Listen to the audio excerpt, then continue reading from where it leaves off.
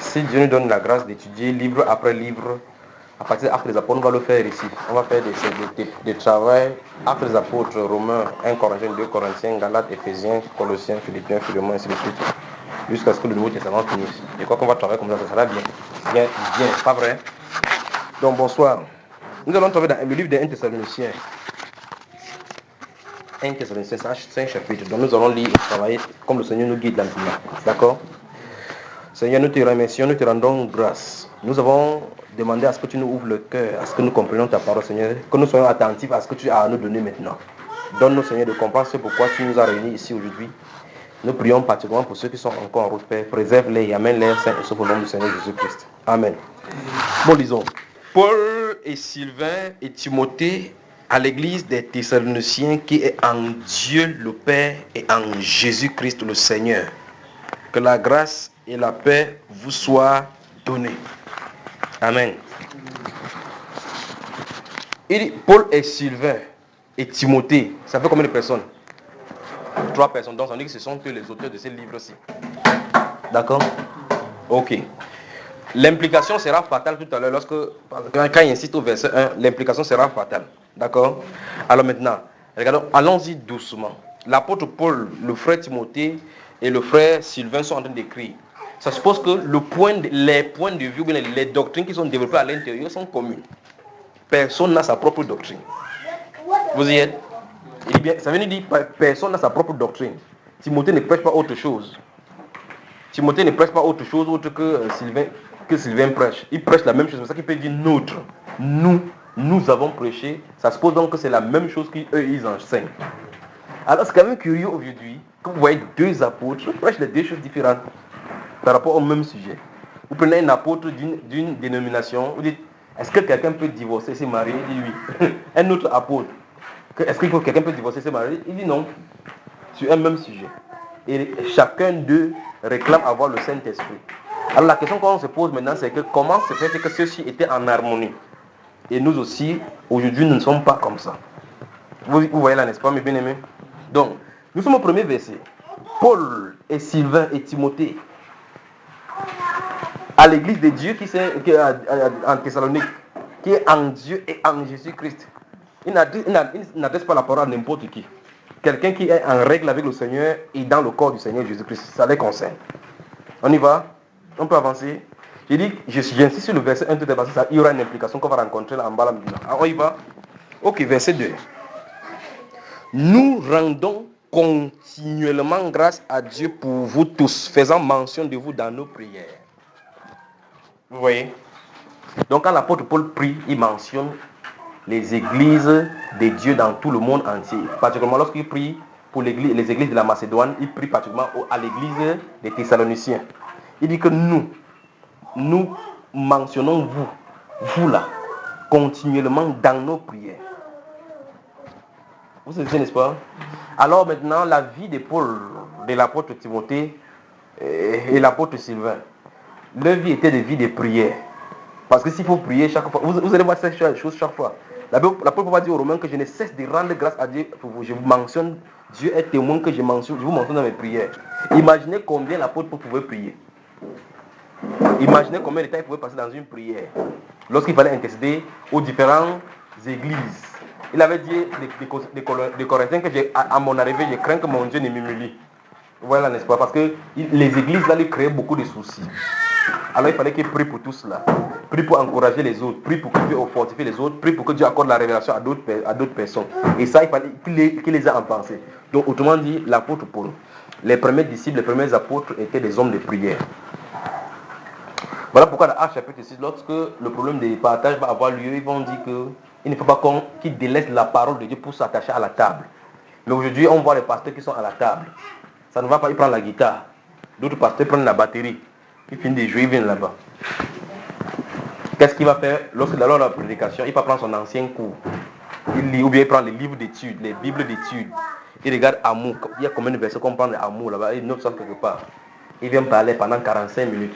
Après, on parle de quoi maintenant? Ce qui est le plus important, c'est quoi? On parle des offrandes.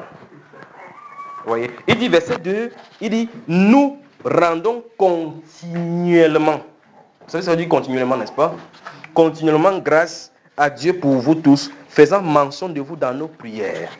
La question, pose la question à quelqu'un maintenant. Est-ce que tu pries pour les frères et les sœurs? Pose la question à quelqu'un à côté de toi. Dis, est-ce que tu pries pour les frères et les sœurs continuellement?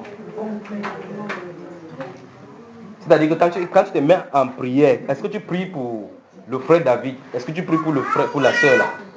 Vous me saisissez? Il dit, nous rendons continuellement grâce à Dieu pour vous. Et nous faisons mention de vous dans notre prière. Verset 3. Nous rappelant sans cesse. Nous rappelant. Je vais dire quelque chose parce que dans ces versets, dans cette Thessaloniciens, on va rencontrer un verset où il a dit prier sans cesse. Nous n'allons pas vite à la maison. Découvrons seulement, d'accord? Nous rappelons sans cesse l'œuvre de votre foi. Je vais vous souligner l'œuvre de votre foi dans votre Bible.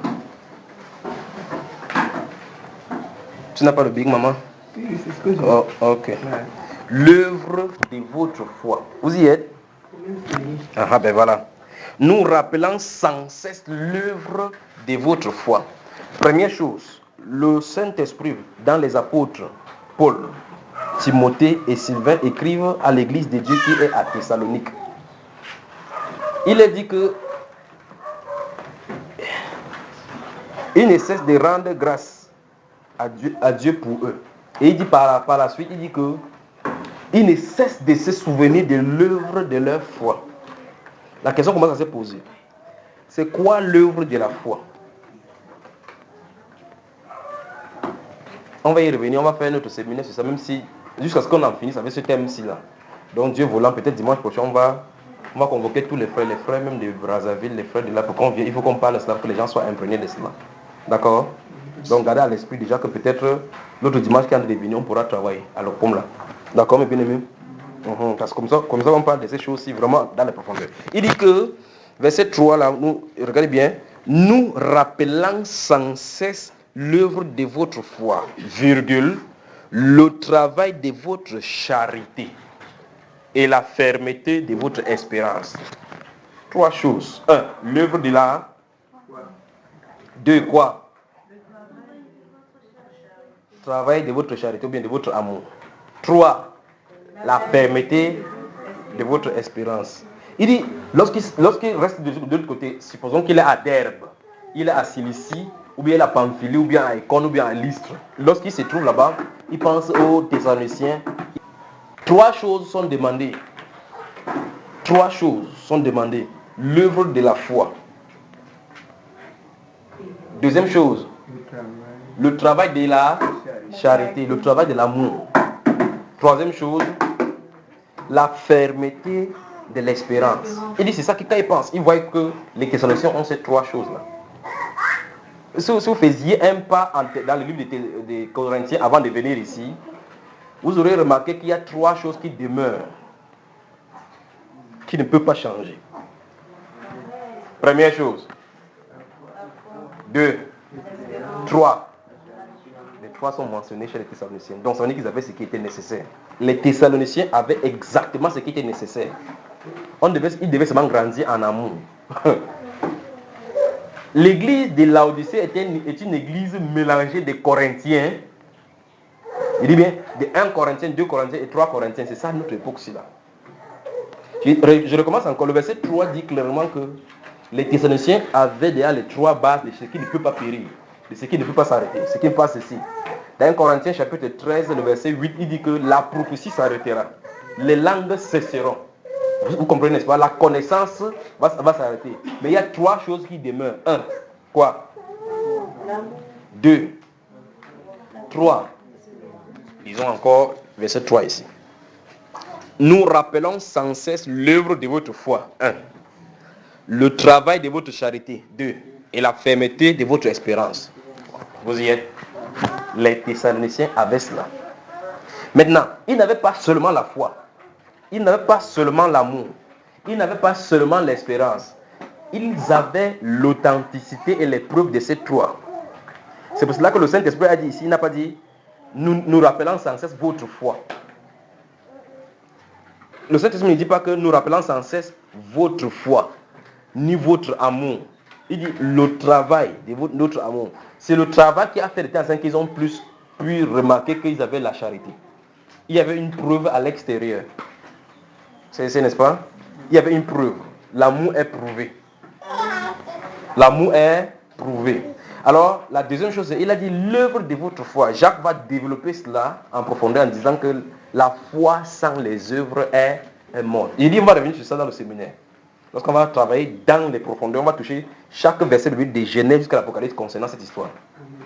D'accord? Le temps que ça va nous prendre, ça nous prend. Il faut qu'on se réveille. D'accord, bien aimé? Donc je ne veux pas qu'il m'arrête. Je vais mettre seulement les bases comme ça. Vous qui êtes là, vous allez en profiter. Et lorsqu'on va en parler, donc dimanche, nous sommes voici dimanche demain, l'autre dimanche. Donc gardez dans l'esprit. Donc dites aux gens qui ne sont pas là dimanche, il faut qu'on se retrouve là-bas à 11h. D'accord, mon cher frère? Il faut qu'on parle de ces choses-ci. Il faut qu'on parle de ces choses-ci. Donc également là-bas, d'accord? Ceux qui pourront venir, qui viennent.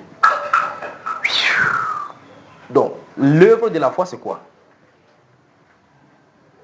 C'est quoi une œuvre de la foi? La Bible déclare que pourquoi tua-t-il son frère, parlant de Caïn, dans 1 Jean chapitre 3, le verset 12. Il dit, n'imitez pas Caïn qui était du malin et qui tua son frère. On dit, il tua son frère parce que ses œuvres étaient mauvaises. Les œuvres de Caïn étaient mauvaises, les œuvres. C'est quoi les œuvres? Vous y êtes? Ok. Avançons seulement. On aura du temps de passer là-bas. Et remarquez très bien, j'ai dit, il y avait non seulement, on n'a pas cité la foi, la charité, l'espérance, non. On a dit que l'œuvre de la foi, le travail de la charité, l'espérance en notre Seigneur Jésus-Christ. Or, pourtant, dans 1 Corinthiens chapitre 3, on dit que les trois choses qui demeurent, la foi, la charité, l'espérance. Tous les autres vont s'arrêter. La foi comment? La charité comment? L'espérance comment? On n'a qu'une seule espérance. Jésus-Christ est notre espérance. Voilà pourquoi il a dit qu'au chapitre 1, verset 1 là-bas, il a écrit à ceux qui sont en Dieu et en Jésus-Christ. Sont plongés dedans. Ceux-ci ne dandinaient pas comme ceux des Corinthiens. On va y revenir. Verset 4. Nous savons bien, regardez bien, c'est merveilleux. Nous savons, frères bien-aimés de Dieu, que vous avez été élus. Les gens qui ont ces trois qualités-ci, ils ne peuvent pas faire autrement. Ce sont les élus là. Amen. Il dit, nous savons, frères bien-aimés, que vous avez été élus. Nous savons ça. Nous avons le témoignage que vous avez été élus. Donc aujourd'hui, cette base qu'on est en train de vouloir mettre là, dimanche qu'on va voir dans les profondeurs là, vous allez confirmer maintenant que si quelqu'un a ces trois choses comme fondation dans son cœur, il ne peut pas paniquer quel qu'en soit ce qui va arriver. Il va savoir que si l'enlèvement vient, il partira. Vous y êtes? Tu comprends bien? Ok. Les trois choses fondamentales. Après avoir cité, le Saint-Esprit dit, nous savons, frères bien-aimés, que vous avez été élus. Pourquoi ils ont été élus? Comment se fait-il que les disciples puissent savoir que ceux-ci ont été élus? Pourquoi? Qu'est-ce qu'ils peuvent bien faire? Regardons. Nous savons, frères bien-aimés de Dieu, que vous avez été élus. Notre évangile ne vous ayant pas été prêché en parole seulement, mais avec puissance, avec l'Esprit Saint et avec une pleine persuasion. Car vous n'ignorez pas que nous nous sommes montrés ainsi parmi vous à cause de vous. Nous savons que vous avez été élus. Je vais expliquer ce que l'apôtre Paul dit ici. Si vous prenez votre livre des Actes des Apôtres, il semble de prêcher aujourd'hui, j'ai fait tout pour rester dans un livre. Vous savez si comment sortir, ça va m'entraîner, vous savez, n'est-ce pas? Donc il fait tout pour rester dans ce couloir-là. Et je vais doucement. Donc je vais seulement citer là-bas comme ça, il rentre dans mon acte. Nous passions, nous, ça va créer des problèmes, nous créer des problèmes là maintenant. Mais il donne seulement les passages. Si vous pouvez jeter coup d'œil. Si vous prenez le livre des Actes des Apôtres, chapitre 18, la Bible déclare que l'apôtre Paul était à Corinthe. Vous lisez les 10 premiers versets des Actes des Apôtres, chapitre 18. Vous lisez les 10 premiers versets. La Bible déclare que l'apôtre Paul était à Corinthe. Il va marcher dans la ville, il va parler à beaucoup de personnes, ce qui concerne Jésus. Beaucoup de personnes et des Grecs croyaient. Et les Juifs vont remuer tout le peuple, la population. On va s'élever contre l'apôtre Paul. Est-ce que vous comprenez? Durant la nuit, le Seigneur va venir en vision à l'apôtre Paul. Il va dire, ne crains point de parler. Continue à parler. Car il y a des paroles bouleversantes dans la Bible. Il dit, car j'ai un peuple nombreux dans cette ville. Le Seigneur Jésus-Christ dit à Paul que je vais te préserver, personne ne te fera du mal. On ne peut pas mettre la main sur toi. Donc reste là-dedans. Parle. Il dit parle. Vous y êtes. Il dit parle car j'ai un peuple nombreux dans cette ville. Continue à parler ce que tu as de parler. La Bible déclare qu'il établissait que Jésus était le Christ. Il marchait en public, il parlait aux Juifs que Jésus que vous voyez, le Messie qui vous annonce là, c'est lui qui est le Christ. Vous savez, n'est-ce pas? Il parlait. C'était un juif l'insultait. Dans ces 1 Corinthiens dans ces Actes chapitre 18, la Bible déclare que les juifs ont commencé à insulter seulement. Comme il n'y avait pas d'argument, il ne pouvait même pas bloquer l'apôtre Paul. C'est les injures qui ont commencé. La nuit, Dieu lui a donné la vision que ne t'étais pas, on ne te mettra dans le monde que je suis avec toi, je te protège. On ne peut pas te mettre la main dessus. Souvenez-vous de ceci. Vous allez comprendre pourquoi ça ne le dit là maintenant. L'apôtre Paul dit ici, avec les autres, il dit que car notre évangile ne vous ayant pas été prêché en parole seulement. Donc Dieu a prouvé cela par des miracles au milieu de vous. Il a fait cela à cause de vous. C'est pour, en fait, à Thessalonique, les miracles qui sont passés, c'était pour vous. C'était à cause de vous, pour que ça puisse vous amener dans l'évangile. C'est ça, n'est-ce pas? Quand Dieu fait les miracles quelque part, d'autres personnes peuvent dire, hey, les gens pour qui les miracles sont destinés. Savez-vous que Dieu peut faire le miracle dans ta vie, tu ne crois pas, d'autres personnes voient ces miracles, ils croient. Vous savez ça? Absolument. Si vous lisez votre Acte des Apôtres chapitre 13, vous allez voir le proconsul, l'histoire du proconsul avec Élymas. Élymas, avant que l'apôtre Paul ne vienne là-bas, Élymas avait déjà surpris les gens avec l'art magique. Vous savez, ça s'appelle Bar Jésus, n'est-ce pas? La Bible déclare quand l'apôtre Paul, le proconsul a fait appeler Paul et Barnabas, désirant écouter la parole du Seigneur. L'apôtre Paul a dit qu'il y a un type qui est nommé Jésus chez les Juifs qui est sorti parce que Dieu avait prévu que le salut venait des Juifs. Il m'a dit que il était là, il a empêché le proconsul. Après Paul s'est retourné vers lui, il a dit fils du diable. C'est terrible, pas vrai comme déclaration.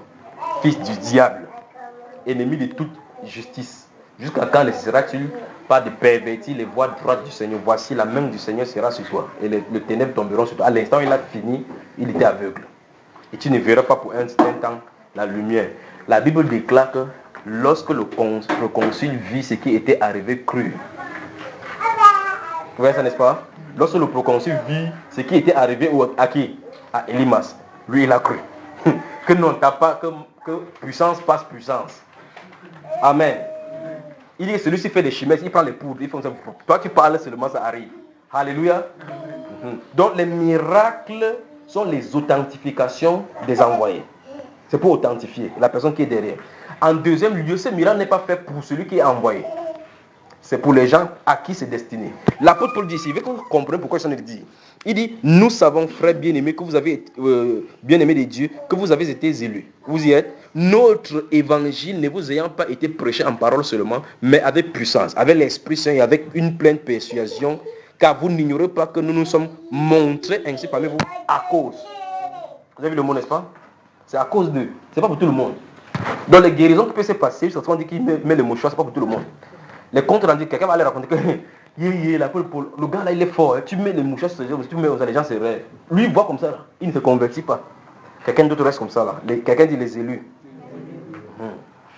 Alors maintenant, ils savent donc que ces miracles, quand ça fait comme ça, ceux qui viennent, c'est ceux à qui c'est destiné. Donc le miracle c'est pour l'attirer. C'est l'attraction. Dieu fait un geste au milieu des gens. D'autres personnes sont là, ils marchent au chignon. Tu peux beau parler à haute voix, crier que la puissance du Saint-Esprit est là. Quelqu'un dit que oui, c'est vrai. Mais ça se voit, hein. Mais il parle seulement de la sœur, la vomi. Personne ne peut comprendre ce qu'il a de se passer. Mais quelqu'un à qui c'est destiné est là au milieu. Ça n'a pas changé. C'est comme ça, les choses de Dieu. Et si ce n'est pas pour toi, tu vas beau faire n'importe comment, tu ne peux pas savoir. C'est n'est-ce pas? Lorsque Jean-Baptiste a vu cette tournée, il a vu ce petit garçon rocailleux avec s'avancer dans l'eau. À l'instant, le ciel s'est ouvert, il a vu la puissance du Saint-Esprit descendre sur lui. Que tu sois à côté de n'importe comment, fais voir, essaie de faire comme ça pour dire que je vais faire pour voir. Tu ne pourras pas voir parce qu'une personne doit ouvrir tes yeux. Il dit, nous savons bien aimé que vous avez été élus.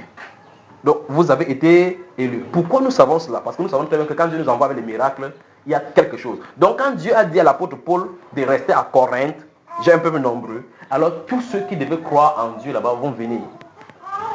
Voilà, n'est-ce pas? Quand on va lire ces choses-ci, 1 Corinthiens, 2 Corinthiens et Actes des Apôtres, vous allez comprendre maintenant beaucoup d'autres choses à Actes des Apôtres.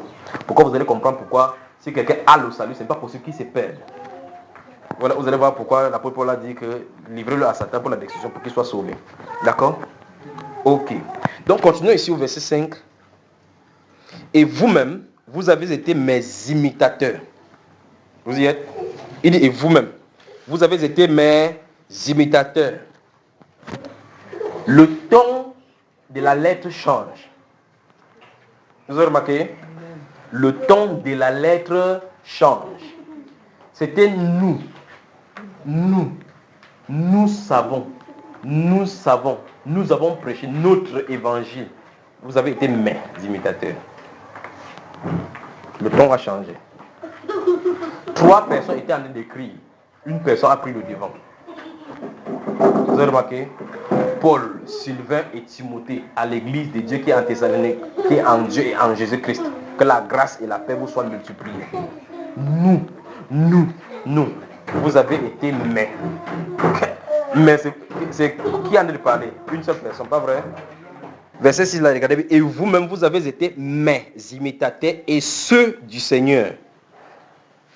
On peut avancer, mes bien-aimés. Il dit que vous, il s'adresse comme ça aux Thessaloniciens, à ceux qui sont en Jésus. Alors maintenant, il commence à dire que ceux-là l'ont imité. Ça veut dire que s'ils l'ont imité, ça veut dire qu'ils ont vu quelque chose en lui, ou bien des choses en lui, dont la façon de marcher. Sa façon de marcher, ils ont commencé à copier. Et ceux-là, souvenez-vous, la Thessalonique, c'est la province grecque. Donc, ce sont les Grecs. Ils n'ont pas vu Jésus-Christ physiquement.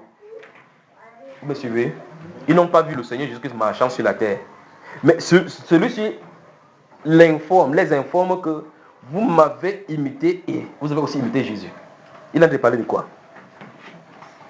Puisque ceux-là n'ont pas vu Jésus puis l'imiter. Est-ce que les Thessaloniciens ont vu Jésus physiquement? C'est pas curieux ça. Vous m'entendez? Mais vous dormez sur place. Vous dormez les yeux ouverts comme ça, comme le poisson qu'on attrape là. Il demande, est-ce que ceux-ci, les Thessaloniciens, avaient vu Jésus-Christ marchant sur la terre? Dans ce cas, comment l'apôtre Paul peut-il dire qu'il limite? Vous pensez que c'est comment? C'est pourquoi? Hein, David? Je ne connais pas. Ah, putain, avalé ta langue. Dans 1 Corinthiens chapitre 11, le verset 1, l'apôtre Paul donne cette injonction, c'est soyez mes imitateurs comme je le suis moi-même de Christ. Il dit soyez mes imitateurs comme je le suis moi-même de Christ. Donc l'apôtre Paul sait que si vous en devez le suivre, c'est Christ que vous en devez l'imiter, pas lui. Parce qu'il a déjà un modèle, Jésus. Christ est ma vie. La mort me t'ingagne. Si je vis, ce n'est plus moi qui vis, c'est Christ qui vit en moi. Alors, l'apôtre Paul marchant sur la terre dans la continuation de l'œuvre de la croix. Dans la continuation de l'œuvre de la croix. Dans la continuation de l'œuvre de la croix. Dans la continuation de l'œuvre de la croix. Dans la continuation de l'œuvre de la croix. Étant sur la terre, marchant comme ça, c'est Christ marchant. L'œuvre qu'il avait achevée à la croix, il l'a achevée. L'œuvre d'après-croix était en œuvre maintenant, l'église. Vous y êtes? Alors, ceux-ci ont vu l'apôtre Paul. Ils n'ont pas contesté son apostolat.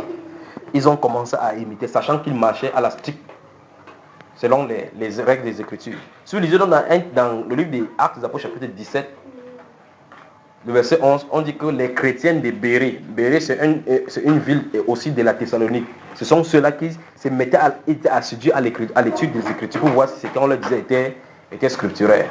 Alors, ils n'étaient pas pour étudier pour calomnier, ni pour étudier pour contrarier comme les pharisiens faisaient. Ils voulaient avoir la vie. Ils avaient le désir de vivre ce que le Seigneur Jésus avait vécu sur la terre. Alors maintenant, il fallait qu'ils aient un prototype, un modèle. L'apôtre Paul pouvait prêcher quelque chose et vivre la chose. L'apôtre Paul pouvait prêcher quelque chose et vivre la chose. Alors ça les encourage en montrant qu'eux-mêmes peuvent vivre cela. Pas faire ce que je vous dis, mais ne faites pas ce que j'ai fait. Ça ne se passe pas. Il n'y a pas de prédicateur comme ça dans la Bible. D'accord? C'est dans le magistère que ça se trouve. Dans la Bible, ça ne se trouve pas.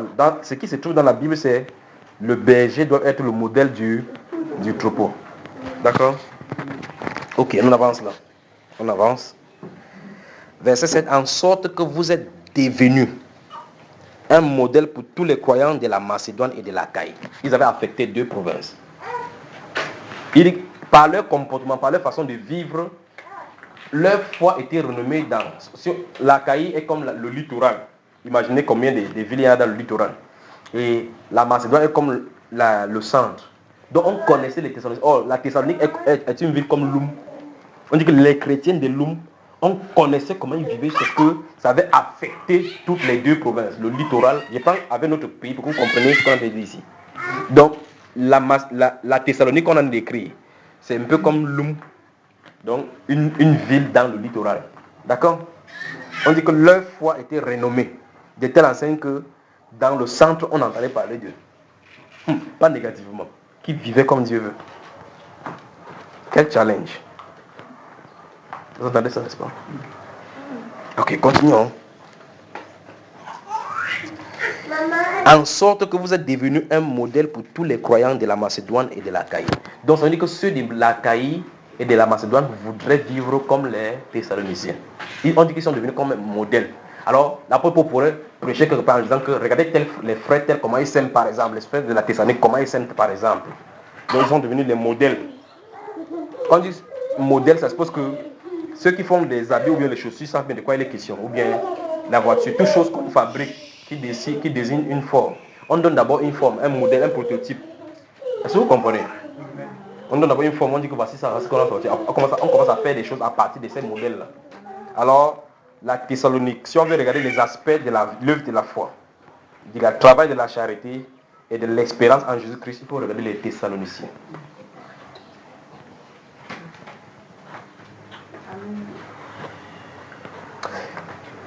On va parler dans le séminaire. On va parler cash. Si vous voulez, vous ne m'aimez pas, vous ne m'aimez plus. Il n'y a pas de problème. Mais on va ouvrir le rouleau. On peut continuer? Ok. Regardez bien verset 8. Non seulement en effet, la parole du Seigneur a retenti de chez vous. Vous voyez? C'est terrible le langage que celui-ci en est utilisé maintenant. Si vous lisez dans le livre de 1 Corinthiens au chapitre 14, lorsqu'il va commencer à parler de l'enseignement des femmes, il va dire que est-ce de chez vous que la parole est venue, ou bien est-ce de chez vous que comment c'est pas venu. Ceux-ci, ils n'ont pas la parole de Dieu qu'ils peuvent produire chez les autres. Mais les Thessaloniciens, ça fait partie de là pour inculquer des autres personnes. Si chez les Corinthiens, quelque chose sort pour aller toucher d'autres églises, ce sera l'apostasie. Il dit si chez les Corinthiens, la parole, les gens sortent de Corinthe pour aller enseigner quelque part, ce sera l'apostasie. Si quelqu'un sort de chez les Thessaloniciens pour aller enseigner, ce sera le modèle de la Bible. Et ici il dit, en sorte que vous êtes devenus un modèle pour tous les croyants de la Macédoine et de l'Achaïe. Non seulement en effet, la parole du Seigneur a retenti de chez vous, dans la Macédoine et dans l'Achaïe, mais votre foi en Dieu s'est fait connaître en tout lieu, y compris ici à Douala. En tout lieu, de telle manière que nous n'avons pas besoin d'en parler.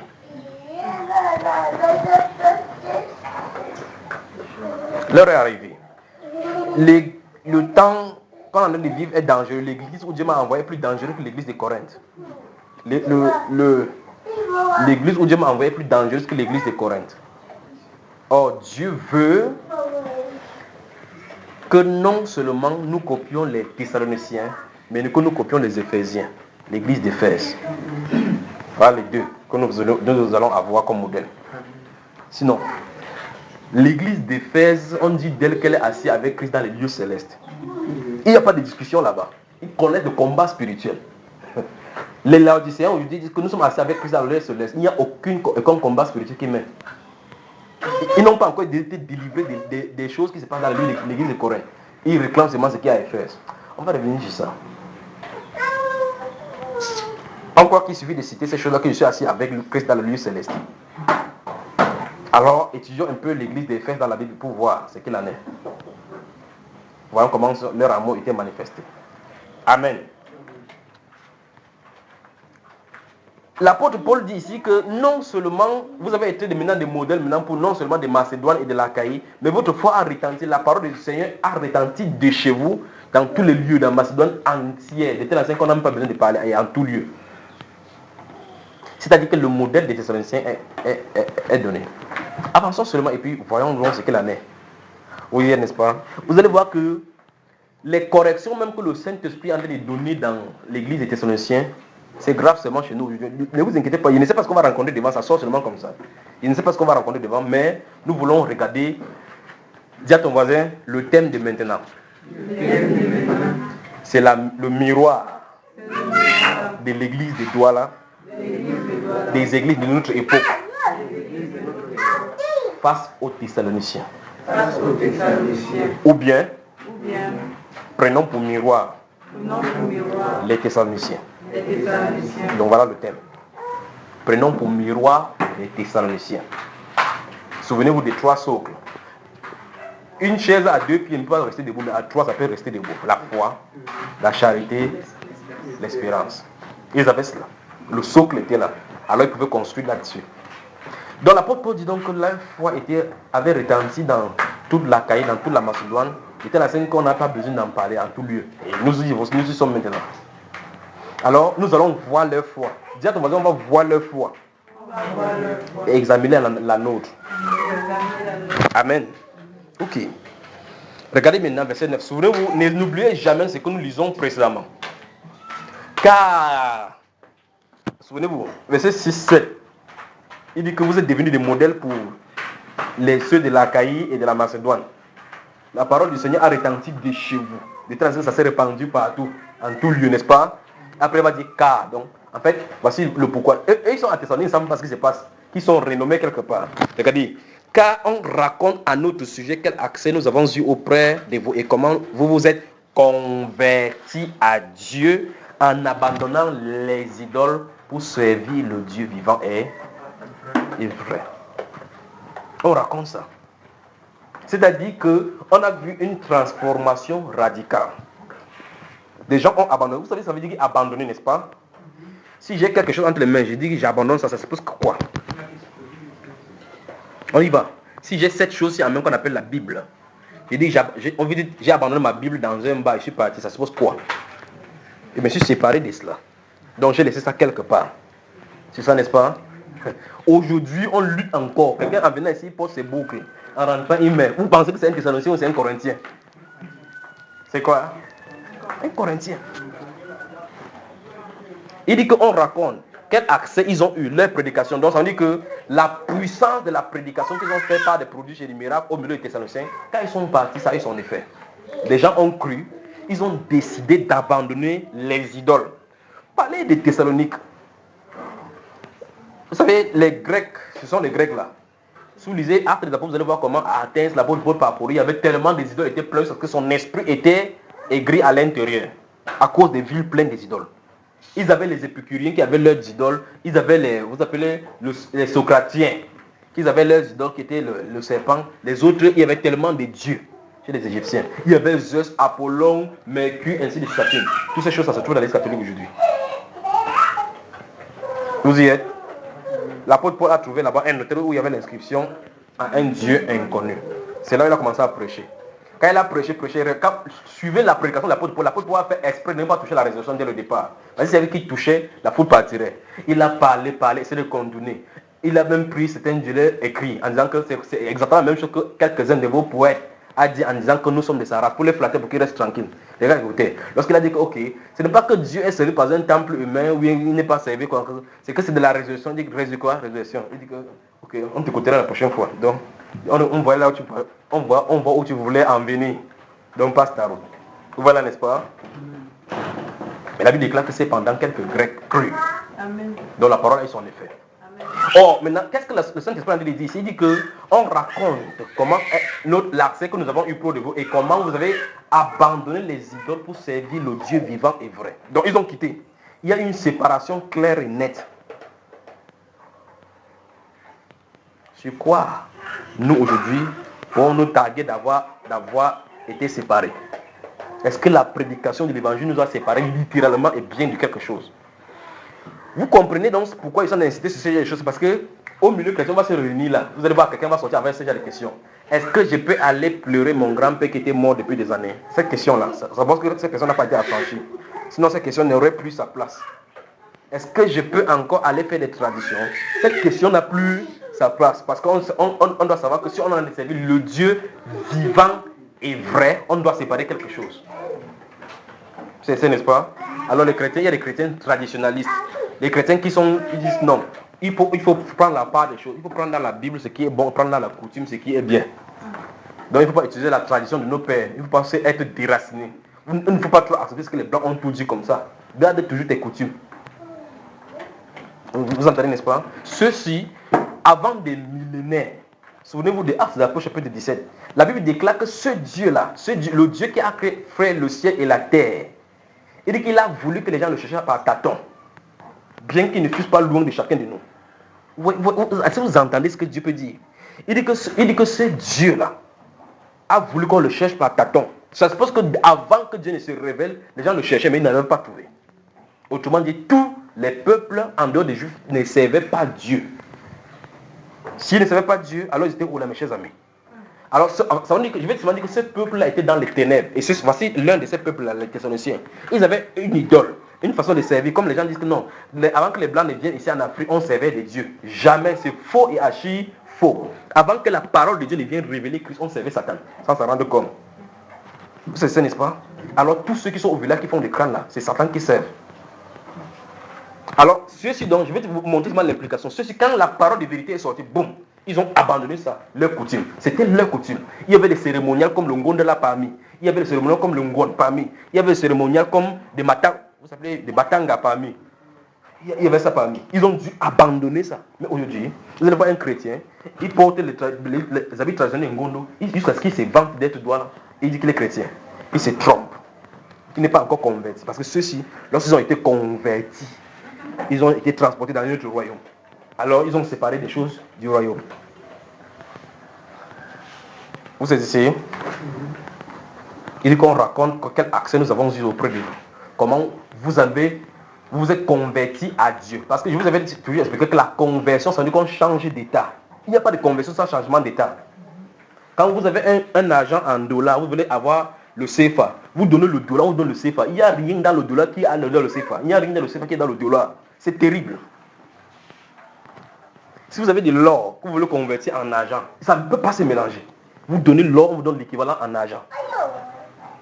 Vous savez, n'est-ce pas? Alors, dans l'or, il n'y a pas l'argent. Dans l'argent, il n'y a pas l'or. Mais ça a changé d'état. Alors, maintenant, ceux qui étaient dans l'état de l'idolâtrie, ils ont quitté totalement l'état de l'idolâtrie en allant dans la totalité de la vraie adoration en esprit et en vérité. Vous savez, n'est-ce pas? C'est ça dans la conversion, quitter un état à un autre. Alors maintenant, vous voyez quelqu'un aujourd'hui, il dit que non. Dieu va comprendre. Vous comprenez que la personne n'a pas été convertie. La personne est en route pour la conversion. Quand bien même la personne va dire que je suis chrétien, il se trompe. Parce que le modèle des chrétiens dans la Bible, c'est comme ça. On quitte un état à un autre. On abandonne quelque chose. Pierre, suis-moi. Il abandonne tout. Il marche derrière comme ça. Ici, n'est-ce pas? Lévi, suis-moi. Il abandonne tout. Il marche comme ça. Chez nous, aujourd'hui, on dit que suis-moi. Et je veux manger quoi? Ouais, n'est-ce pas? Là, cette question se montre que la personne n'est pas prête. Je vais payer ma maison avec. Et si je suis malade demain, les enfants vont aller à l'école avec. Donc les Corinthiens de notre siècle s'y posent toujours des questions. On continue. Nous sommes encore au verset chapitre 1. On y va. Verset 9 encore, je vais relire parce que j'ai pas fini le verset. Car on raconte à notre sujet quel accès nous avons eu auprès de vous et comment vous vous êtes convertis. Comment vous vous êtes convertis à Dieu. Comment ils ont fait? Regarde bien. En abandonnant, on raconte comment vous êtes convertis. Waouh, quelqu'un est allé quelque part de raconter. Je raconte quelqu'un comme ça, il dit, waouh, tu sais ce qui s'est passé dans la vie de Thessalonique. Mais cette vie qui était pleine d'idoles. L'apôtre Paul est venu prêcher là-bas avec les Sylvain et Timothée. Les gens ont abandonné les idoles, ils ont brûlé des tas d'idoles qu'ils avaient là-bas pour suivre le Dieu. Comment ils sont convertis? On raconte comment. On dit comment ils sont convertis. Il dit en abandonnant. La conversion se passe en abandonnant quelque chose pour embrasser une autre chose. Amen. Vous allez beau faire n'importe comment, vous voyez n'importe qui prêche avec le pantalon, avec les faux cheveux, ils ne sont pas convertis. Parce que s'ils étaient convertis, ils n'auraient pas de telles choses-là. Il n'y a pas. Le Dieu de sainteté ne se trouve pas à l'intérieur. Ce genre de personne a été convaincu par le message. Paul, on l'a pris, on a mis à l'Aréopage. Vous voyez, l'Aréopage, c'est là où les disciples de Dieu Mars prêchaient. On l'a pris, on l'a mis là-bas. Raconte-nous ce que tu dis. Il nous semble que tu annonces des divinités étrangères. quand il a prêché vraiment sur la divinité étrangère, il a dit que non. C'est Paul qui prêche des coutumes. Il dit les coutumes qui ne nous est pas permis de suivre ni d'adhérer. Il nous fait entendre des choses étranges.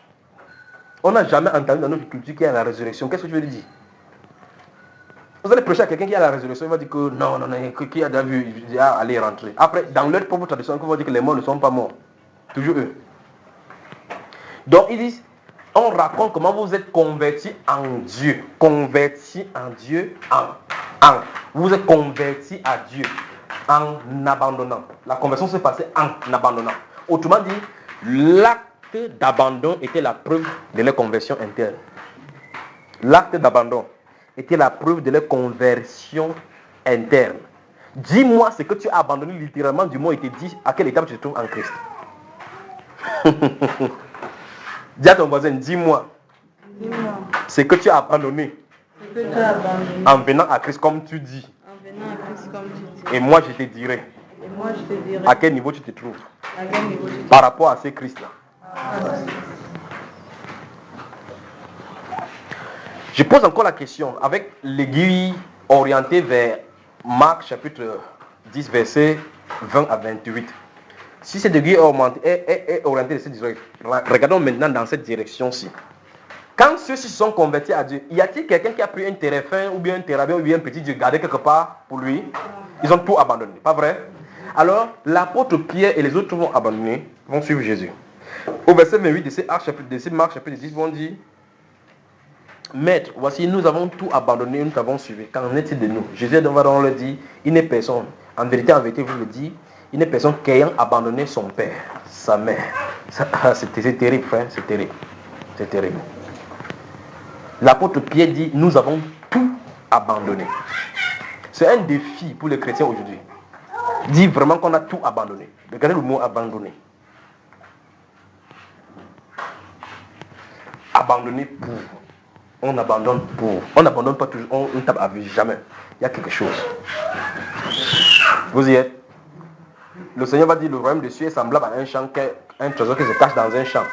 Celui qui le trouve va dans sa joie, vend tout ce qu'il possède et vient acheter ses champs. Il vend tout ceci, il liquide, il prend ceci. On abandonne les idoles, on prend le Dieu vivant. On abandonne tout, on suit le Seigneur. La conversion, dis à ton voisin, la conversion authentique et vraie.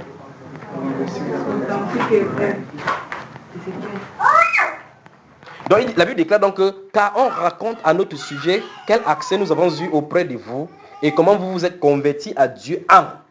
Je suis en nécessité pour qu'on a donné la façon dont ils sont convertis. Vous vous êtes convertis à Dieu en abandonnant. En abandonnant les idoles pour. Vous avez vu, n'est-ce pas? On abandonne pour. On quitte notre terre, nos frères pour s'attacher à Christ. Vous y êtes? On quitte l'ancienne vie pour marcher à nouveauté de vie. Pour servir le Dieu vivant et vrai. Et, la conséquence directe est si on abandonne. Alors maintenant, la Bible déclare qu'ils ont quitté les idoles, ils ont abandonné les idoles pour s'attacher au Dieu vivant et vrai. Ça ne se termine pas là-bas. Vous y êtes? Alors vous allez comprendre que les trois principes de départ qu'on a plantés de départ se trouvent. Et maintenant, et pour attendre d'où? Pour attendre d'où? Les cieux sont fous. Donc, fils. Donc c'est ça qu'on appelle l'espérance. C'est ça qu'on a appelé dès le départ l'espérance en Jésus-Christ. C'est ça dans toutes les questions. Vous y êtes? Ok.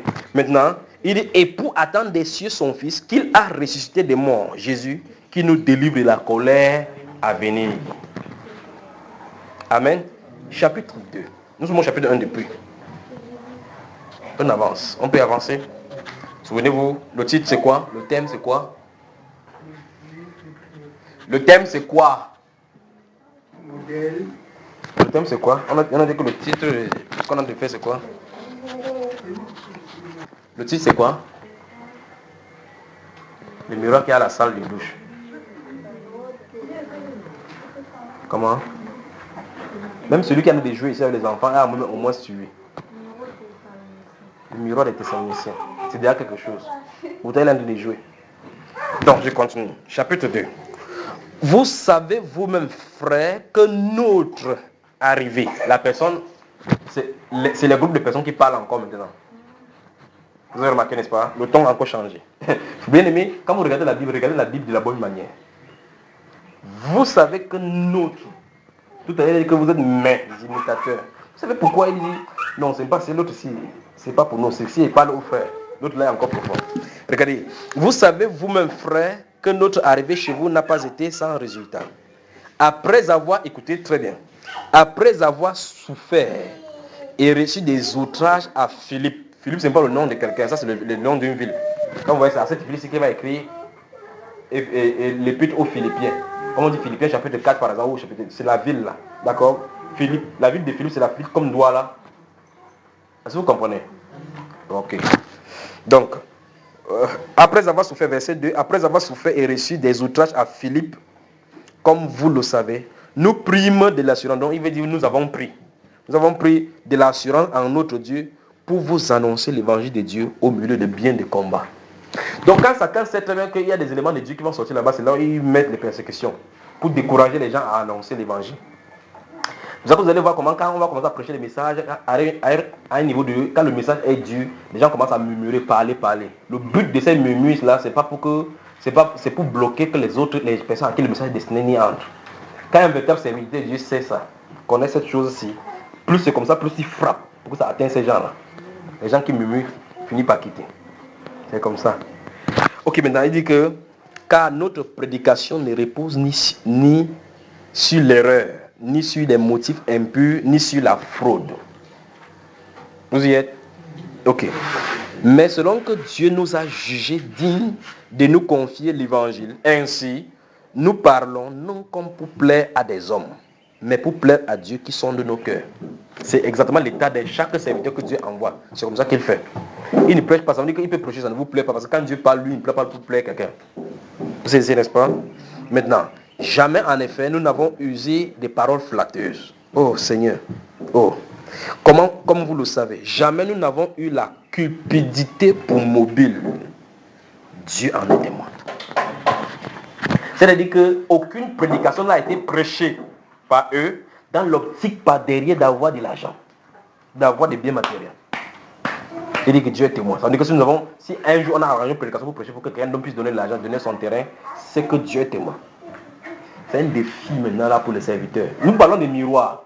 Et si nous parlons de miroirs, on doit mirer chacun. Chaque diacre, chaque pasteur, chaque prophète, chaque apôtre, on va mirer. Le miroir disqualifie des apôtres d'aujourd'hui. Ce miroir, ces versets, quand il parle de ce miroir, le chapitre 2, là, verset 1 à 9, disqualifie 99% des pasteurs. Puisque nous savons très bien que nous sommes samedi aujourd'hui. Pour ceux qui font le culte samedi aujourd'hui, ils vont tourner autour de l'argent. Demain matin, c'est autour de l'argent. Donc, autrement dit, leur mobile est impur. C'est la cupidité qui est derrière. On peut avancer. Je vous aime. Ok. Regardez, hein. Nous, écoutez très bien. Tout à l'heure, je vous ai dit, il y a le verset 1. Je vous ai dit que ça va impliquer quelque chose. Regardez bien. Vous y êtes, verset 9, 6 là maintenant, c'est ça? Nous n'avons point cherché la gloire qui vient des hommes. Si vous voulez chercher la gloire qui vient des hommes, on va vous mettre dans de bonnes positions, vous prêchez, les gens, on met vos affiches partout pour parler de toi dans la radio. Alors tu vas avoir la gloire des hommes. C'est ça que dans ce Luc chapitre 6, il a dit que malheur à vous lorsque les hommes diront de bien de vous.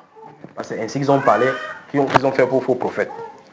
Il dit, nous n'avons point cherché la gloire qui vient des hommes, ni de vous, ni des autres. Écoutez bien maintenant la partie B.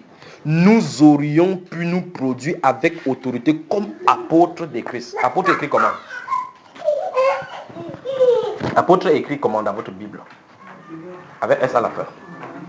L'apôtre vient de dire là que Timothée est un apôtre, Sylvain est un apôtre. Vous ne pouvez pas faire autrement. C'est pour ça qu'il dit, j'ai insisté tout à l'heure sur le premier verset. Qu'il a dit Paul, Sylvain et Timothée. Ici, nous aurions, les personnes qui ont écrit la lettre, c'est eux dont il est question. Il dit que nous aurions pu nous produire en tant qu'apôtres de Christ. Vous voyez là, n'est-ce pas? Je vous avais dit qu'il y avait 21 apôtres dans votre Bible. Et je vous avais donné des versets. Donc voilà, 2 apôtres. C'est quoi frère? Hein? Ça va. Est-ce qu'il demandait à ses frères si ça va bien? Il dit, que c'est quoi? Il dit, ça va. Amen. Il dit que nous aurions pu nous produire comme apôtres de Christ.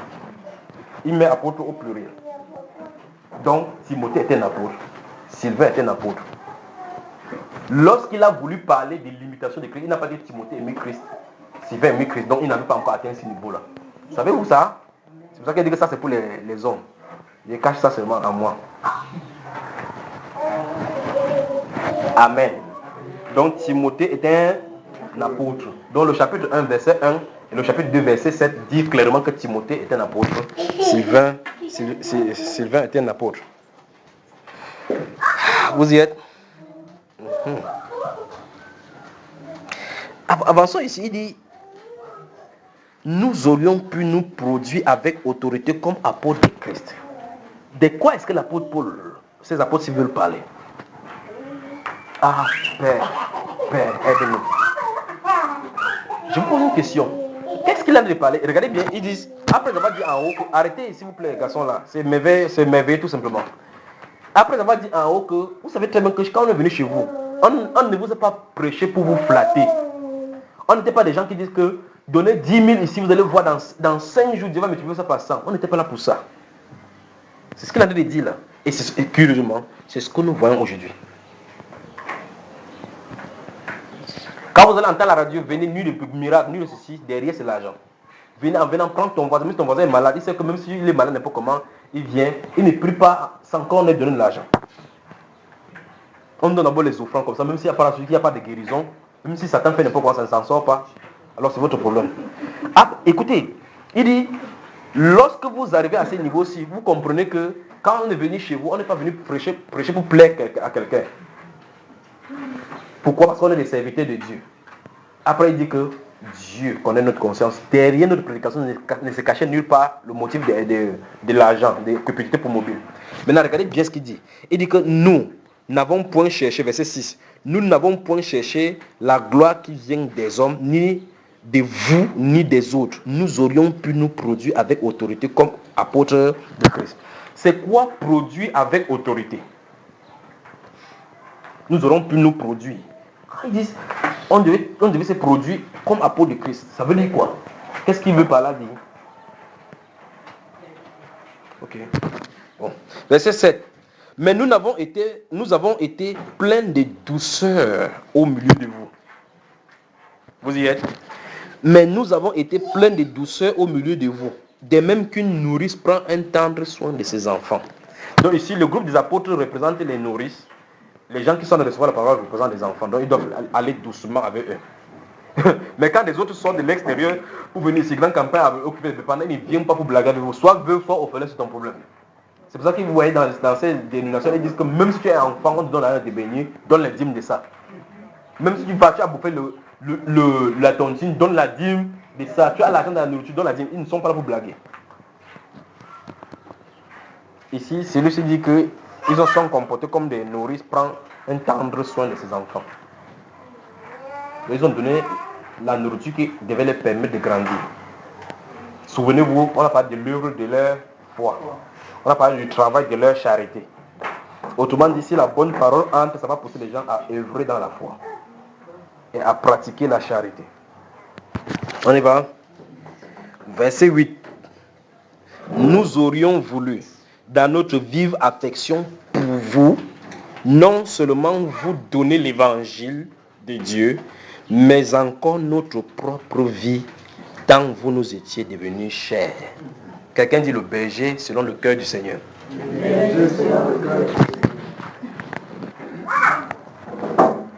Donc voici des gens qui voyagent, arrivent quelque part, des gens sont dans la ligne pour aller en enfer. Ils prêchent la puissance de la parole de Dieu, la vie. Ils ont la vie. Ces personnes, s'ils désirent encore donner quelque chose, s'ils avaient de l'argent pour donner, n'importe quoi pour donner, ils donnent pour que les gens puissent vivre bien, pour qu'ils restent dans cette ligne. Qu'est-ce que la théologie et la théorie chrétienne dit aujourd'hui? Lorsqu'on vient de prêcher, si quelqu'un n'a pas donné la Bible, juste lève la main, venez à l'hôtel, donnez le nom là-bas, on va vous enregistrer. Venez donner pour le ministère. On a dépensé 2 millions pour la campagne, on n'a pas encore recouvert les sommes. Donc, il faut vraiment qu'on essaie de recouvrir les chaises sur lesquelles vous êtes assis là. On a loué. Si vous donnez même 100 francs, mais si quelqu'un, je sais que quelqu'un dans la faute, d'abord Dieu me parle qu'il y a 4 personnes ici qui peuvent vous donner 1 million, qui peuvent vous donner dans ce ministère. Faites cela, ne résiste pas madame, ne résiste pas madame. L'autre dame dit que c'est moi, c'est moi, c'est moi. Viens par la foi. Viens par la... J'ai dit, c'est ce qui se passe dans les campagnes. C'est ce qui se passe dans cette dénomination. Viens dans les campagnes. Ne vous inquiétez pas, on va continuer l'acte 3 de ça ici. Je vais vous mettre les vidéos. On va voir, vous allez voir comment quelqu'un vend la prière. Généralement, ce n'est pas le pasteur du lieu qui fait ça. Le pasteur du lieu, c'est qu'on le connaît, ils se connaissent. Ils appellent plutôt quelqu'un, ils causent au bureau. Il dit que les gens sont trop durs, prends-les l'argent. Il dit que s'il prend, j'ai combien? 50%. Il dit ok. Il fait s'asseoir là-bas, il parle. Il dit Dieu me montre. Et avant cela, on met l'atmosphère dans la foule. Ça, attendez, le chant là, chant vient. Et que rien n'est impossible. Quelqu'un dans le piano. Pom, pom, pom, pom. Une seule que ça, la difficulté l'avait pris jusqu'à les lampes commencent à couler comme ça. Et le Dieu d'impossibilité est en ces lieux. Fais un pas de foi. Je veux quelqu'un qui va donner 250, mais tu vas voir que ce Dieu impossible va te multiplier en toute possibilité. Tu dis Amen. Pendant ce temps, on a balancer la musique là-bas pour pouvoir être conscient. Et connais que tu peux tout. Il peut tout, même s'il donne 10 millions, on va te multiplier ça par ça. Et que rien n'est impossible. Il y a une phrase de cette musique là qui est dangereuse.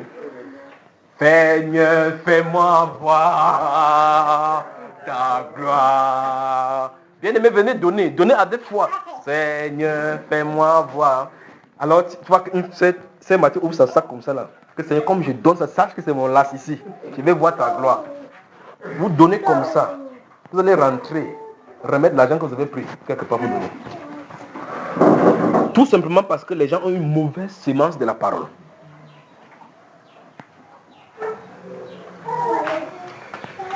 Il dit ici, nous aurions voulu dans notre vive affection pour vous non seulement vous donner l'évangile de Dieu, mais aussi notre propre vie, tant vous nous étiez devenus chers.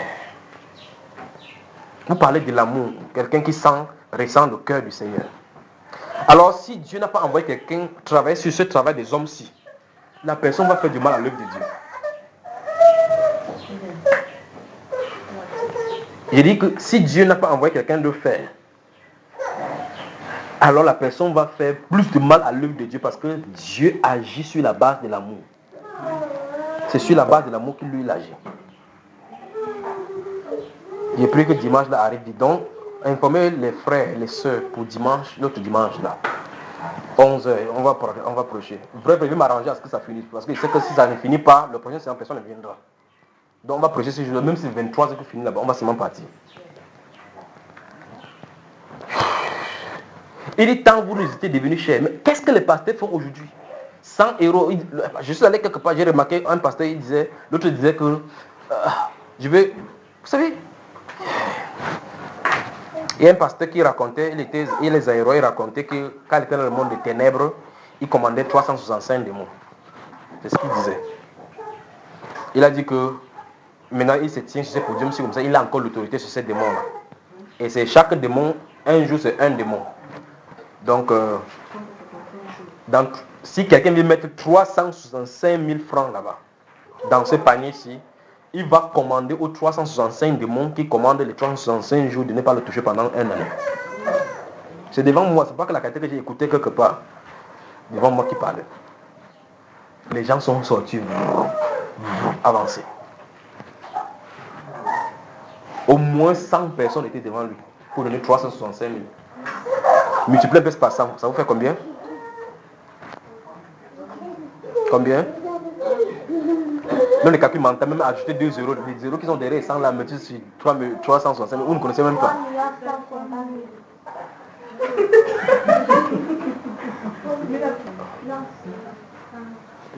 Il a fini cette vague là. D'autres ont dit, pour ceux qui vont rencontrer le pasteur demain, avec une enveloppe de 10 000, c'est combien? C'est 15 000. Une prière spéciale pour eux, venez prendre les enveloppes, on prend pour rentrer pour amener. Il finit là-bas. L'autre a dit ok, on descend jusqu'à 500. L'autre le pasteur a dit que c'est fâché, il dit non, je ne veux pas de 500. L'autre a dit non, il dit que j'ai pris souvent pour eux ici pour 500, je ne peux pas aujourd'hui. L'autre a dit qu'ils ont fait leur jeu là-bas, négocier. 500, c'est les personnes que tu voulais voir devant. Alors, c'est l'église de mon père ici, là, maintenant. Donc, écoutez très bien. Toute personne dans les dénominations n'a pas souci des âmes. Ils ont souci des porte-monnaies. Toute personne. Quand vous voyez quelqu'un dire qu'il a une vision pour construire un ministère, juste parce qu'il cherche derrière le terrain pour mettre en fondation, il monte, il descend, la cupidité est le mobile. Parce que si vous voulez fonctionner selon le modèle de l'église de la Bible, c'est impossible que vous cherchiez ces choses-là. Impossible. Alors voilà pourquoi vous allez voir, on va finir, on va dire que non. La salle, si on loue à telle somme, les ventilateurs, il faut qu'on paye telle chose, il faut qu'on casse la ferme. Vous voyez qu'on n'est pas très grand. Il faut ces choses, il faut qu'on fait. D'autres personnes même sont là pour écrire les listes. On dit que telle personne travaille, toi tu vas donner. Quand ça ne va pas, on fixe même que toi tu vas donner 10 000. Toi tu vas donner 5 000, tu vas te battre. Vous les écoliers, vous allez donner 500 chaque semaine. Pour opprimer le peuple de Dieu. Et curieusement, si tu vas là-bas, tu prêches le message de la vie. Personne n'a la vie. Dis-moi quelqu'un que tu es né de nouveau. Il dit oui, je suis baptisé, confirmé. Comment tu es né de nouveau? J'ai accepté Jésus que je suis baptisé dans l'eau. Donc c'est ça, né de nouveau. Il dit qu'il est né de nouveau. Et les gens payent comme ça leur place en enfer. Écoutez la voix du berger ici. Il dit que non seulement nous avons prêché l'évangile de Dieu, mais nous aurions pu vous donner notre propre vie, tant vous nous étiez devenus très chers. On continue, bien aimé. Verset 9. Vous vous rappelez, frères, notre travail et notre pain, nuit et jour. Quelqu'un dit nuit et jour. Regardez. Il dit nuit et jour, pour n'être à charge à aucun de vous. Nous vous avons prêché l'évangile de... Vous y êtes? Pour n'être à charge à aucun de vous, nous vous avons prêché l'évangile de Dieu. L'apôtre Paul André dit ici, lorsqu'ils sont venus prêcher, il n'y avait aucun d'eux qui payait quoi que ce soit pour les apôtres là. Aucun. Mais les gens, pour que tu puisses te déplacer pour aller là-bas, si ce n'est pas l'hôtel 4 étoiles, ils ne viennent pas. Donc, il y a d'abord le compte en banque que tu mets. Tu es assis sur la nourriture matin, mais il est sûr d'abord que la nourriture est là. Parce qu'ils voient tous les trucs, les billets de l'hôtel pour se déplacer. D'autres encore disent qu'il faut que le carburant du pasteur. Ça fait des temps, quand quelqu'un vient voir même les gens, ils ont du mal à s'en débarrasser. Tu vois toujours, il prie l'enveloppe, il dit que pasteur, c'est pour ton carburant. Quand tu le regardes comme ça là, il dit pasteur, tu sais que, vous voyez, c'est une maladie. La personne est malade de la contagion de l'esprit des données. C'est une mauvaise chose.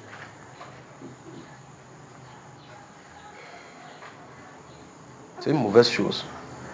C'est comme l'autre était venu me voir, il a dit, c'est un pasteur qui l'a envoyé vers moi, il a dit que va voir le frère, il va te dire quelque chose. Quand il est venu ici, il temps de prier, Dieu demande quels sont ses problèmes. Dieu m'a donné 7 problèmes le concernant.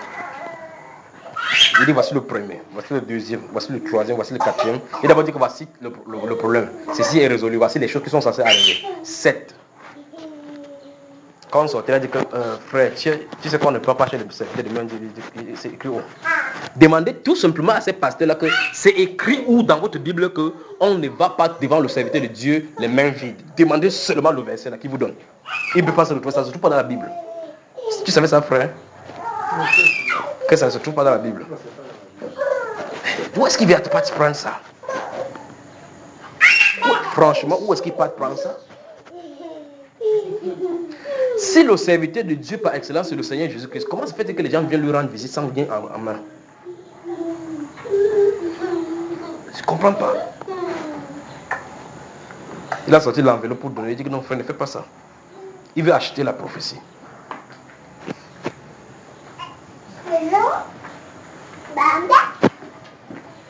Quand le Seigneur dit vous avez reçu gratuitement, vous ferez mieux de donner gratuitement. Franchement, sinon c'est la condamnation. Imaginez par exemple que j'ai un message pour toi, il dit que j'ai un message pour toi, mais j'ai d'abord l'argent. C'est moi qui prends l'argent, c'est Dieu qui prend l'argent. Vous pensez que c'est pas le maraboutisme ça, mes chers amis? C'est pas la sorcellerie. Alors maintenant, les pasteurs ont vu que certaines choses sont grossières. Ils ont cherché d'autres techniques. D'autres photocopient les enseignements qu'ils doivent vendre à chaque coup. Ce n'est que là-bas que vous devez vendre. D'autres encore ont élu domicile chez vous appelez les fabricants d'huile et de l'eau. Ils ont un bureau spécial pour voir le pasteur. Que tu aies soif, que tu n'aies pas soif, tu vas acheter l'eau. Tu vois le pasteur, que tu n'as pas besoin de problème, tu achètes l'huile. Tu dois acheter. Une bouteille d'huile, 5 000. Si à la marche, tu viens avec 2 enfants, on dit que non, chaque personne doit avoir son eau. Donc, une bouteille d'eau, pas le grand, le petit, 1000 francs. Vous êtes 3, ça fait 3 000. Une petite bouteille d'huile, 5 000. Donc, tu as déjà 8 000 à dépenser pour seulement voir le pasteur. C'est exactement comme dans les cliniques. Pour aller voir un docteur, il faut d'abord payer 15 000 pour voir. Vous voyez là où le monde en est d'aller. Plus grave encore, les pasteurs ont déjà leur bureau. Ouais, parce qu'il va construire n'importe quoi. Maintenant, il va mettre une chambre, il va passer son bureau où il reçoit les gens.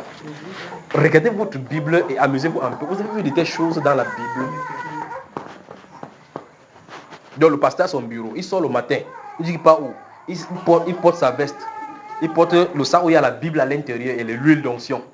Il vient dans sa Bible, dans son secrétariat, il demande que j'ai rendez-vous avec qui ici. Il dit que le député tel a appelé. Il dit ok, dis-le qu'il reçoit. Il s'assoit dans le bureau. Il se tourne comme ça. Le pasteur. Dis à ton voisin 21e siècle. Et laodicien. C'est très grave. Regardez la parole. Je m'arrête ici parce que c'est le berger. Mon cœur, c'est l'aiglement et le fer.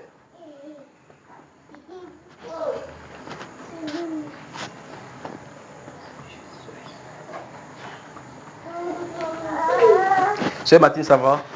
Raconte-moi donc. Qu'est-ce qui s'est passé à Yaoundé?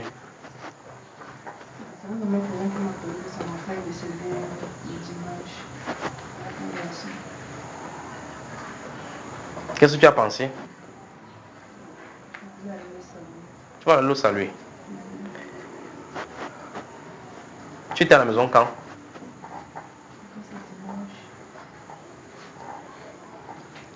Vous savez, Dieu ne montre jamais rien pour rien. D'accord? S'il montre quelque chose, il y a une suite, il y a un conduit à tenir, il y a un conduit. Cette soeur était à la maison, je ne sais pas, ces jours-là, je me suis tourné, je l'ai vu, je me suis tourné tout simplement, je l'ai vu. Ah, je vois quelqu'un qui est couché, une femme qui est couchée au pied d'un homme en train de pleurer. Cette femme-là pleurait, elle pleurait, je suis en train de regarder comme ça, le Saint-Esprit dit que cette personne se concerne Martine. Je me suis levé directement, elle était dans la chambre. Il y avait plusieurs personnes à la maison. Je me suis tourné et j'ai dit à ceux qui étaient au salon que où est la sœur Martine. Ils étaient au salon en train de lire la Bible. Quand il lui est déposé, je l'ai vu. J'ai dit, ah, elle est où? Je croyais qu'elle était parce qu'elle était sortie, on l'a appelée dans la chambre. Elle est dans la chambre. Il lui dit, je suis en train de regarder une femme qui est couchée, elle est dans l'homme, il y a l'homme debout comme ça, l'homme arrête les clés, il ne se dérange pas. Mais la femme est en train de pleurer. Pourquoi cette femme s'en est de pleurer? J'ai vu exactement la ville où il se trouvait. Il dit, c'est à Yaoundé. Parce que j'ai même le carrefour, la partie, il peut regarder exactement le goudron. Jusqu'à même quand je suis en train de parler, je suis en train de le voir. Il dit, cette personne, elle te concerne. C'est Mathieu resté debout comme ça. C'est ce que frère Junior, peut-être sa femme n'a pas bien parlé. C'est ce qu'elle a fait. Il ne dit pas que c'est ce que tu as dit, d'accord? Il dit que c'est Yaoundé.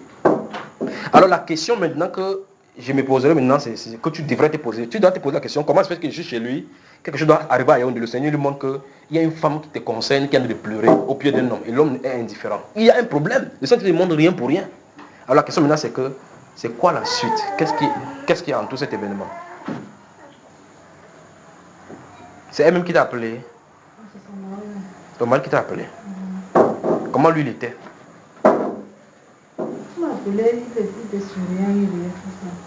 Et c'est son enfant qui est mort. Vous avez vu, n'est-ce pas? Il dit que je vois cette vision-là. Cette femme est en train de se pleurnicher. Son mari ne dérange pas. Qu'est-ce que Dieu veut dire? Donc c'est le même dimanche que tu es à la maison. Oui. Non, il était trop pris avec les gens. Comment je ne suis pas pris avec les gens? Je me dis que non, il devait toujours m'appeler. Je ne peux pas dire quelque chose de plus. C'est là seulement, d'accord? Donc l'apôtre Paul dit ici que nous avons été au milieu de vous pour ne pas être à charge d'aucun d'entre vous. Dans ce verset 9, il dit que nous vous avons prêché l'évangile de Dieu. Autrement dit, ils ont prêché l'évangile sans que ça ne dépende des finances. Vous savez, quand les gens ont marché dans ces choses des dénominations, ils ne comprennent pas ces choses. Il y a une femme qui est venue à la maison un jour, elle m'a dit que, non, c'était un pasteur d'abord qui est venu me voir. Il me dit que frère, il faut que tu aies un bon bureau bien climatisé. Comme ça, tu vas recevoir les gens là-bas, tu auras le temps, tu seras confortable. Il les regarde comme ça. J'ai dit, ok. Vous savez comment vous savez, il y a des façons d'insulter les gens spirituellement. Je lui ai dit que mon bureau va être formé comme le bureau de l'apôtre Paul. Il m'a regardé comme ça, il a fait les stands comme ça. Là. Je suis sûr qu'il n'a pas compris ce qu'il voulait lui dire. Il dit, mon bureau doit être comme le bureau de l'apôtre Paul. Là où il recevait les gens, c'est là où il veut recevoir. Il n'a pas compris. Pourquoi? Parce qu'on a pris des choses dans le monde, on veut amener dans l'église du Seigneur. Comme le magistrat a son bureau, il reçoit les gens. Comme le médecin a son bureau dans sa clinique. Comme le procureur a son bureau dans sa clinique. On veut faire ça dans l'église du Seigneur. L'église du Seigneur, c'est une entité spirituelle. C'est une entité spirituelle dont la norme ne respecte aucune norme sur la terre. Sa façon d'agir doit venir d'en haut. Sa façon de fonctionner doit être définie par le haut. Alors, la constitution d'en haut est réglée par la Bible, ici sur la terre. Donc la Bible, c'est la constitution du ciel. C'est le ciel qui a donné ça en bas pour que les gens du village, vous savez, quand vous êtes ici, vous avez la maison au village. Vous connaissez, n'est-ce pas? Les gens de la ville. Si tu as ta maison au village, quelqu'un y habite, tu vas dire que fais comme ça avec la lumière. L'arbre qui est dehors, fais comme ça. Tu donnes les instructions là-bas. Celui du village doit obéir à la personne qui a le village. La maison du village. Alors notre ville c'est en haut, nous sommes au village ici. La personne qui a construit notre village, il nous a envoyé ici au village, il nous a donné comment on doit agir au village. C'est pas la Bible. Nous ne devons pas imiter les gens d'ici. Voilà pourquoi dans la Bible il dit que vous ne devez plus marcher comme les païens. Vous ne devez plus. Parce que la Bible dit autre chose. Soyez transformés par le renouvellement de votre intelligence. Donc tout fonctionnement qui est anti-scripturaire doit être mis de côté. Alors l'apôtre Paul dit ici, avec les autres qui ont prêché l'évangile, ils n'ont pas prêché l'évangile dans l'optique d'avoir d'approbation des êtres humains. Ils n'ont pas prêché l'évangile dans l'optique avec des motivations impures. Ils n'ont pas prêché l'évangile dans l'optique d'avoir de l'argent, de glaner ou bien de les plaire, mais c'est pour plaire à Dieu qui les a envoyés. Ici, il dit que après il dit que nous aurons pu nous produire avec autorité, comme les apôtres de Christ. Et ici, il dit que nous avons seulement prêché l'évangile. Point final. Amen. Verset 10. Vous êtes témoins, et Dieu l'est aussi, que nous avons eu envers vous qui croyez une conduite sainte, juste et irréprochable. J'ai dit que c'est un défi pour les pasteurs d'aujourd'hui de citer ce genre de choses-ci. Donc un prédicateur qui part quelque part prêcher, il sort encore, on l'accuse d'avoir convoité une sœur, d'avoir pris de l'argent de quelqu'un, d'avoir escroqué quelqu'un. Est-ce que vous comprenez? Donc, il dit, nous avons eu envers vous, nous avons eu envers vous des conduites. Il y a de ces choses qui ne m'ont pas permis de parler parce qu'il y a des jeunes enfants. Si j'aurais parlé par rapport au pasteur, vous comprenez ce qui se passe avec les jeunes filles. Il y a un pasteur même dans la ville, c'est qu'il y a une petite fille qui est arrivée. Sa maman l'a envoyé là-bas préparer. Comme vous savez, les mamans pentecôtistes vont bien finir. Dit qu'il faut aller préparer chez le serviteur de Dieu. Il faut aller préparer la nourriture au serviteur de Dieu. La jeune fille est allée là-bas, il a dragué. La grande soeur de cette jeune fille l'a dragué. L'autre fille, encore dans la même maison, il a dragué. Promet le mariage à tous les trois sœurs. En disant à chacun, ne dis pas à l'autre, ne dis pas à ta mère. Donc, lève-toi, garçon. Il dit que vous êtes témoins, et Dieu l'est aussi, que nous avons eu envers vous qui croyez une conduite sainte. 1. Juste. Et 3. Irréprochable. Vous savez aussi que nous avons été pour chacun de vous ce qu'un père est pour ses enfants. Vous savez que nous avons été pour chacun de vous. Vous savez, on a mis une prédication un jour, quelqu'un a dit que est-ce qu'il est là le temps même pour savoir si vous êtes là ou pas. Mais il a le temps pour savoir si quelqu'un a payé sa dîme ou il n'a pas payé. Parce qu'on doit devoir rappeler que chaque année de dîme, telle personne, un groupe de personnes, ça fait 3 mois qu'on n'a pas payé vos dîmes. Il y a un frère qui me disait à Ange Raphaël, il me disait qu'il allait dans leur dénomination. Il avait suivi le CD. Quand il a suivi le CD, maintenant c'était un feu. Vous savez, quand on allume le feu, tu laisses seulement tranquille, ça va consommer la forêt. Il allait là-bas, il allait s'asseoir encore. Le pasteur parlait, mais ça n'est plus ça. Il voyait maintenant la chose, les écailles étaient tombées. Il voyait, il disait seulement dans que tu ne peux plus me mentir. Il est allé maintenant, dès que ça va arriver, il allait voir une soeur qui était là, elle était brisée. Il dit que Charlotte, c'est quoi? Il dit que laisse-moi comme ça, j'ai les dettes des dîmes. Donc, l'angoisse qu'elle avait, c'est parce qu'elle avait les dettes des dîmes. Le gars a dit que c'est seulement ça. Il dit que non, tu peux d'abord me prêter 10 000 là, j'ai pris d'abord mes premières parties des dettes de ma dîme. Le gars est assis comme ça, parler des dîmes comme ça. Il a dit comme ça, il dit oui, moi je me suis délivré. Amen. Alors, les gens sont frustrés parce qu'ils ne paient pas la dîme. Donc on va seulement prendre la carte comme ça, lire la liste des noms des gens. C'est pour ça qu'il y a des dénominations, quand vous entrez, on connaît votre fonction, votre poste. Vous voyez, quelqu'un vient sa poste, vous dit que tu travailles quoi pour vivre. Pourquoi tu demandes ça? Il dit non, on va prier pour davantage. On va prier pour toi davantage que le Seigneur te bénisse. C'est pas ça. C'est le technique, on va savoir combien tu gagnes. Quand tu gagnes, on sait que le dixième, c'est 400 000. Pour diviser 400 000 par 10, ce n'est pas difficile. On sait que 40 000 déjà, tu vas payer. Alors on va tourner chaque fois quand tu es là, on prêche que payez vos dîmes. Ne volez pas Dieu. Ne tentez pas de voler Dieu. Vous volez Dieu, c'est la malédiction qui est derrière vous pour avoir votre argent. Comme ça, chaque personne donne 50 000 par mois. Ils sont 10, ça fait 500 000 par mois que le pasteur a. Argent brut, sans TVA. Voilà pourquoi il faut que vous compreniez ces choses-ci. Lorsque les musiciens mondains organisent des spectacles, on dit qu'à l'entrée Cantel ou bien au stade Omnisport, on met un podium, on anime. Les gens qui paient leur argent doivent s'attendre à un bon spectacle. C'est pour ça qu'ils viennent habiller de façon avec l'argent pour bien bonne tenue et autres, là, cher pour satisfaire. Parce que c'est leur argent qu'ils prennent. Même chose avec le pasteur aujourd'hui. Si le pasteur n'est pas frais avec le pointillini, c'est que c'est grave.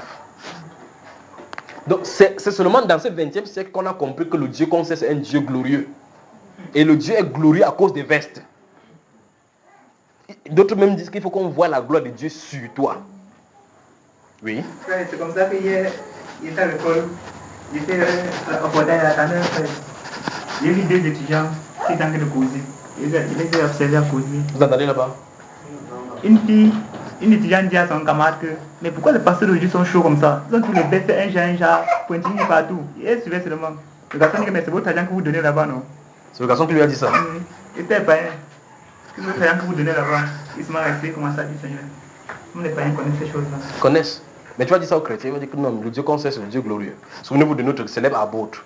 Apôtre Paul, la Bible déclare que l'apôtre Pierre montait au temple à l'heure de la prière. Ne dérange pas ce garçon. Si tu ne veux pas dormir, tu le laisses dormir. Il comprend très bien ce qu'il faut. Il faut dormir pour grandir. Alors, la Bible déclare qu'il a vu un impotent là-bas. Il a dit que le gars a regardé comme ça. Il dit que, vous savez, quand le garçon qui s'assoit au sol, il attend comme ça. Il tend l'assiette comme ça. Il tend l'assiette. La Bible déclare espérant recevoir de quelque chose. Jean n'avait pas l'argent entre ses mains. Pierre n'avait pas l'argent entre ses mains. Alors qu'est-ce qui s'est passé?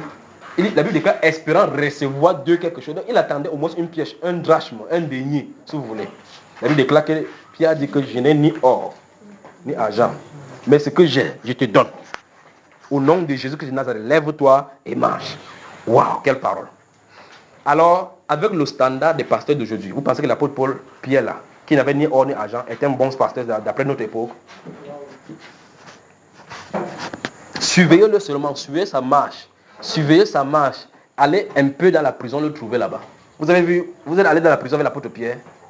Entrez dans la prison, observez ce qu'il avait comme vêtement. La Bible déclare que quand l'ange est venu, l'ange a tapé ses côtes comme ça là. L'ange a tapé ses côtes. Il dit que lève-toi, prends tes sandales. Prends quoi?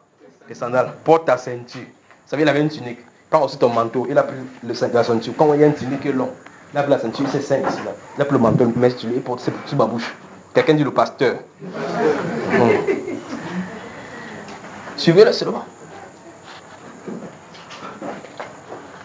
Les gens ont calqué maintenant, la gloire de Dieu est mise maintenant sur le physique.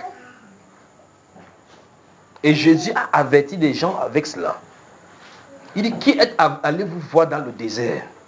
Qui êtes-vous allé voir dans le désert? Il dit, un roseau agité par le vent. Qui êtes-vous allé voir? Roseau, ça veut dire, vous savez, les sosongos qui sont en bas, en bordure des mers. Quand le vent va comme ça fait wow. Quand le vent va dans cette direction, ça se tourne. Wow. Il dit, vous allez aller voir qui là-bas? Vous pensez que c'est quelqu'un qu'on manipule n'importe comment? Vous pensez que c'est lui? Il dit, jamais. Il dit, qui êtes-vous donc allé voir? Vous pensez que c'était qui? Un prophète? Il dit, oui. Vous dis-je, plus qu'un prophète. Il dit, qui êtes-vous allé voir? C'est quelqu'un qui est bien habillé? Il dit, non. Il dit, ces styles de prédicateurs, ils sont proches du pouvoir. C'est Jésus notre Seigneur qui a dit, il a dit que les styles de prédicateurs qui sont frais, ils sont proches du pouvoir, ils sont dans les palais royaux. Donc ce sont eux qui ont les relations avec les chefs d'État. C'est ce que Jésus a dit. Mais il poursuivait seulement le miel là-bas, il poursuivait les guêpes seulement, les guêpes, il avait pour les brûler. Voilà le modèle que Jésus a donné. Donc aujourd'hui, les pasteurs ont des bureaux. Il faut qu'ils aient les voitures. Et il y a des pasteurs même qui ont la Bible. C'est quelqu'un qui porte sa Bible. Quand il vient, il s'assoit, il croise les pieds, on vient déposer l'eau. En se disant que Daddy. On sait même. Pendant qu'il boit, quelqu'un basse la tête comme ça. D'autres, c'est grave. Et ma Bible me fait comprendre dans Matthieu chapitre 20, le verset 25, que celui qui veut être grand parmi vous soit les serviteurs. Que si quelqu'un veut être grand. Alors maintenant, le chrétien me donne son argent, le gars s'habille de façon frère, il dit que mon pasteur est frère. Il ne sait pas que c'est lui qui a donné l'argent. Il dit mon pasteur est frère. Jésus pose la question entre quelqu'un qui est à table, qui est assis, et celui qui sert debout. Qui est le serviteur? Qui est le maître? N'est-ce pas celui qui est assis? Alors quand vous êtes assis comme ça, je suis debout en train de servir, qui est le maître? Absolument. Mais alors c'est vous qui allez dire donc que celui qui a de parler debout là, c'est un grand serviteur de Dieu. Alors que c'est vous qui êtes le serviteur. C'est grand serviteur, c'est vous. Jésus a dit donc que si quelqu'un veut être grand, qu'il soit le serviteur, celui qui sert, celui qui donne. Qui donne. On l'appelle Daddy, grand pasteur. Il s'assoit, c'est vous qui venez donner.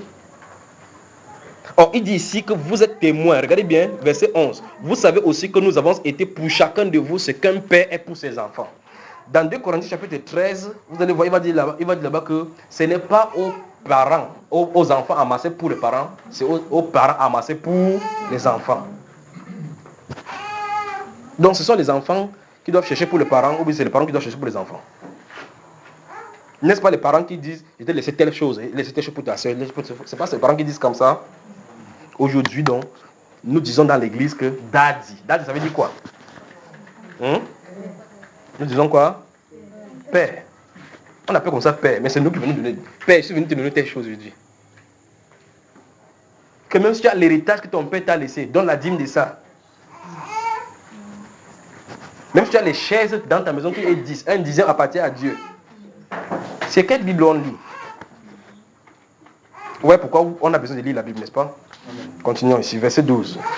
Vous exhortant, vous consolant, vous conjurant de marcher d'une manière digne de Dieu qui vous appelle à son royaume et à sa gloire.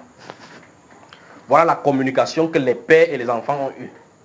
Alors vous allez voir chaque fois dans cette intercession, on va parler d'être irrépréhensible dans la sainteté. Irrépréhensible dans la sainteté. Continuer à marcher dans la sainteté. Loin de toute fraude, de toute duplicité, de l'impudicité. Que chacun sache garder son corps dans la sainteté. Voilà ce qu'il leur disait. Aujourd'hui, presque ça, aujourd'hui, on dit que non, c'est démodé. Donc, quand il faut qu'on laisse des choses comme ça, on est toujours en train de parler des péchés. Il faut qu'on prêche des choses merveilleuses que les gens doivent entendre. On va prêcher sur la sainteté. On continue. Verset 13. C'est pourquoi nous rendons continuellement grâce à Dieu de ce qu'en recevant la parole de Dieu que nous vous avons fait entendre, vous l'avez reçue non comme la parole des hommes, mais ainsi qu'elle est véritablement comme la parole de Dieu qui agit en vous qui croyez. Il vous dit, il y a les déclarations fracassantes dans cette Bible-ci. Dès le départ, nous avons vu qu'il y avait 3 choses fondamentales qu'on demandait aux chrétiens, et donc tout le monde entier doit l'avoir. Première chose. Deuxième. Troisième. Pourquoi ceux-ci avaient cela? Parce qu'ils recevaient la parole que ceux-là leur ont prêché comme étant de Dieu. Ils ne regardaient pas la chair, ils regardaient la personne qui prêchait cela. Ils regardaient la personne qui prêchait au travers de... Il dit c'est pourquoi nous rendons continuellement grâce à Dieu de ce qu'en recevant la parole que nous avons prêchée, vous ne l'avez pas reçue comme la parole des hommes, mais comme elle est véritablement de Dieu. Il dit, et après il dit maintenant, qui agit en vous qui croyez.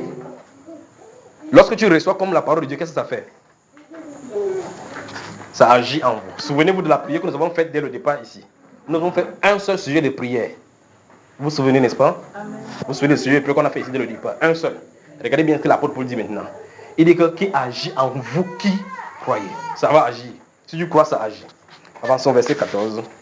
Car vous frères, vous êtes devenus les imitateurs des églises de Dieu qui sont en Jésus-Christ dans la Judée, parce que vous aussi, vous avez souffert de la part de vos propres compatriotes, les mêmes.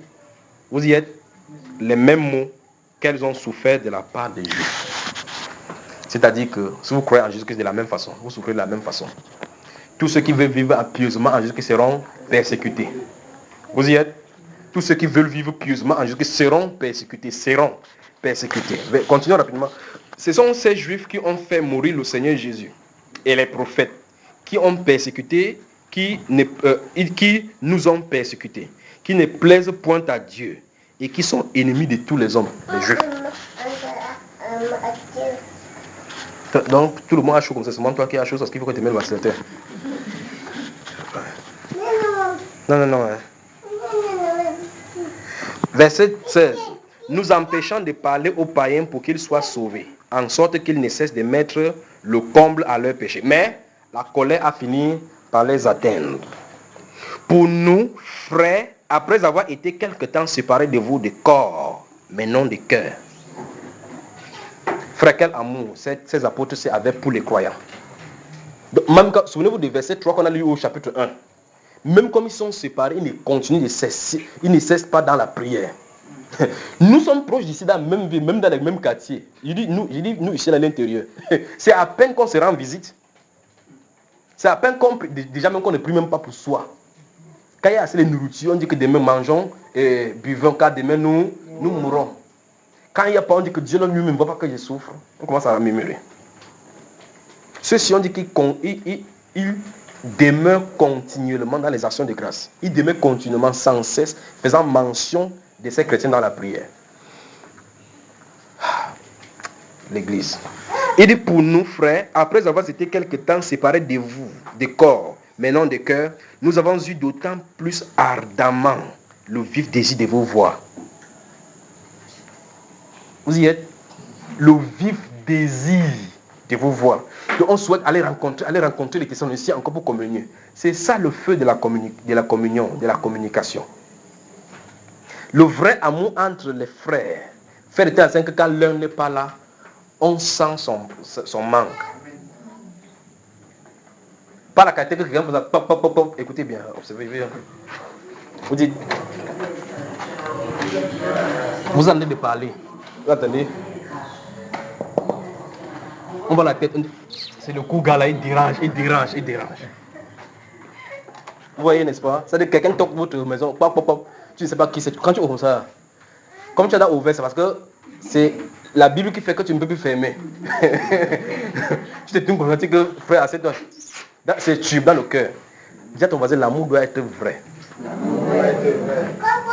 Il dit que nous avons le vif désir ardemment le vif désir de vous voir. Ici, il ne s'agit pas de l'homme et de la femme, mes chers amis, pourquoi vous me dites qu'ils ont voyagé? Ce sont les hommes et les hommes ici. Ils veulent seulement partager parce qu'ils savent que dans l'autre qui ont cru, souvenez-vous, il a dit tout à l'heure qu'ils avaient été élus. Il y a quelque chose qu'ils peuvent recevoir d'eux. Parce que c'est Dieu.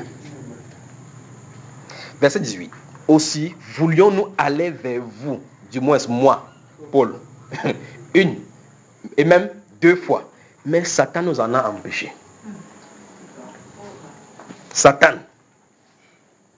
Ici, il n'a pas dit que c'est le Saint-Esprit. Dans ces Actes chapitre 16 et chapitre 15, on dit que c'est l'Esprit de Jésus là. Ici, c'est Satan qui a dit, tu ne bouges pas.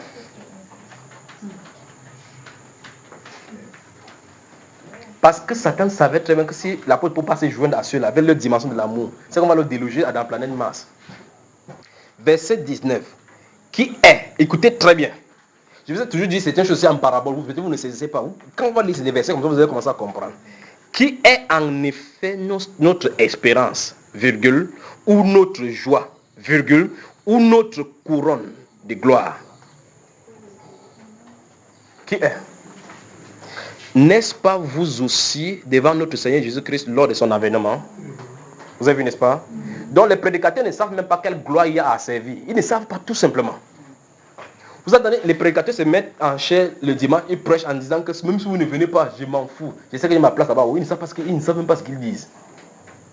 Souvenez-vous de ces 2 Timothée chapitre 2, le verset 1. L'athlète n'est pas couronné s'il n'a pas combattu selon les règles. C'est cela, n'est-ce pas? Il y a une règle. La règle, c'est que les dons que je t'ai donnés pour que tu m'amènes les gens, où sont-ils? Qu'as-tu fait de ces gens que je t'avais donnés sous ton contrôle? Qu'as-tu fait? Vous y êtes.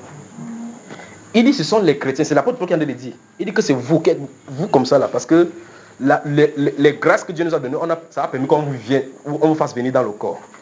Alors c'est ça la récompense. C'est sur ça que la récompense est donnée. C'est pas que la récompense n'est pas donnée parce que tu as trop prié. La récompense n'est pas parce que tu as trop lu la parole. La récompense c'est sur les âmes. L'investissement que tu fais sur les âmes. Vous allez comprendre maintenant pourquoi dans Matthieu chapitre 25, là où il a mis les brebis et les boucs d'un côté, il a dit que car j'ai eu faim et vous m'avez donné à manger. J'avais soif, vous m'avez donné à boire. J'étais nu, vous m'avez vêtu, j'étais en prison, vous êtes venu me rendre visite. Et les juifs disaient, Seigneur, quand avons-nous vu avoir ces choses? Il dit que quand vous avez fait ces choses à un de ces petits qui croient à moi, c'est à moi que vous les avez faites. L'investissement. Donc, lorsque tu dis, on dit que non, on va construire une grande église quelque part. Maintenant, notre église sera en état, il y aura 10 000 places assis en haut. Nous avons la grande église, la plus grande église de la Bible. Amen. Les gens applaudissent, gloire à Dieu. Gloire à Dieu. Les tombeaux blanchis. Même pas un seul gramme comme ça de poids éternel, il n'y en a pas dans cela. Je recommence encore ça pour que vous saisissiez. Lorsque quelqu'un dit que construisons une grande église, comme ils entendent ici, jusqu'à ce que toi tu tombes 5 000, que j'achète un sac de ciment, l'autre dit que non, je me lève maintenant au milieu de la population, je vais donner 4 camions, on dit applaudissez pour telle sœur, vous perdez votre temps.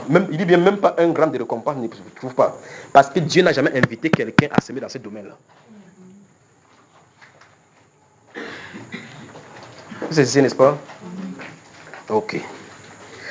Il dit, regardez bien l'apôtre Paul dit, souvenez-vous, il dit que lors de l'avènement du Seigneur Jésus-Christ, ce sont les descendants qui seront ses couronnes. Vous y êtes? Après il dit, oui, vous êtes notre gloire et notre joie. Alors, à contrario maintenant, je vous pose une question. Un prédicateur qui va masquer la vérité au détriment de l'argent que les gens ont, et ces personnes se vont à la perdition, qui est-ce qu'ils vont accuser?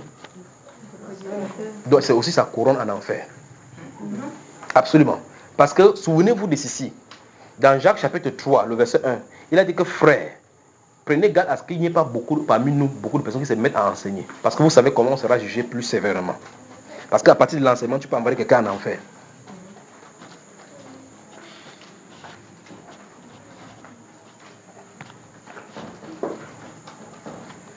Chapitre 3. C'est pourquoi, souvenez-vous de ce verset 17 et verset 18 où il a dit tout à l'heure là, par rapport, ils avaient un Adamant le vif désir d'aller les rencontrer, d'accord? Maintenant, c'est pourquoi, impatients que nous étions et nous décidant à rester seuls à Athènes, nous envoyâmes Timothée, notre frère, ministre de Dieu dans l'évangile de Christ, pour vous affermir et vous exhorter au sujet de votre foi à la mission. Quand quelqu'un vient maintenant pour annoncer quelque chose, ça va tourner autour de la bénédiction. Que Isaac, Dieu a dit à Isaac dans ses Genèse chapitre 22, 26, que ne quitte pas ce pays, si sème, il a semé cette année, il a récolté au centuple. Que sème pas la foi, tu vas récolter au centuple. Qu'est-ce que la parole aujourd'hui avec les semences de prospérité? On va prendre n'importe quel. Vous voulez souvent vous asseoir devant la télévision, je vous dis que c'est que je vous dis tout simplement, pas par prophétie, par connaissance, ce qu'il va dire. Quand il prend un passage biblique, c'est ce qu'il va tordre. Ça va arriver.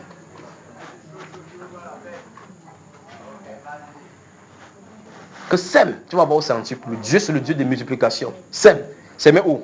Chez eux. Vous n'y verrez personne dire qu'il y a les aveugles à côté de vous, il y a les orphelins, il y a les gens qui sont malades à côté de vous. Donnez-leur. Ne venez pas donner. Vous n'aurez pas dit ça. Parce qu'il faut qu'ils aient à leur avantage. Afin que personne ne fût ébranlé au milieu des tribulations présentes. Donc, souvenez-vous de ce qu'on a dit depuis le chapitre 1. Ça suppose que l'église des Thessaloniciens, avec les 3 fondations, là, Satan avait balancé les choses là-bas. Vous vous souvenez pourquoi Satan a empêché maintenant les apôtres d'y aller? Parce que la première fois quand ils sont allés, ils ont abandonné le service de Satan pour embrasser Dieu. Satan a dit que je vais vous traiter sur ce territoire-ci.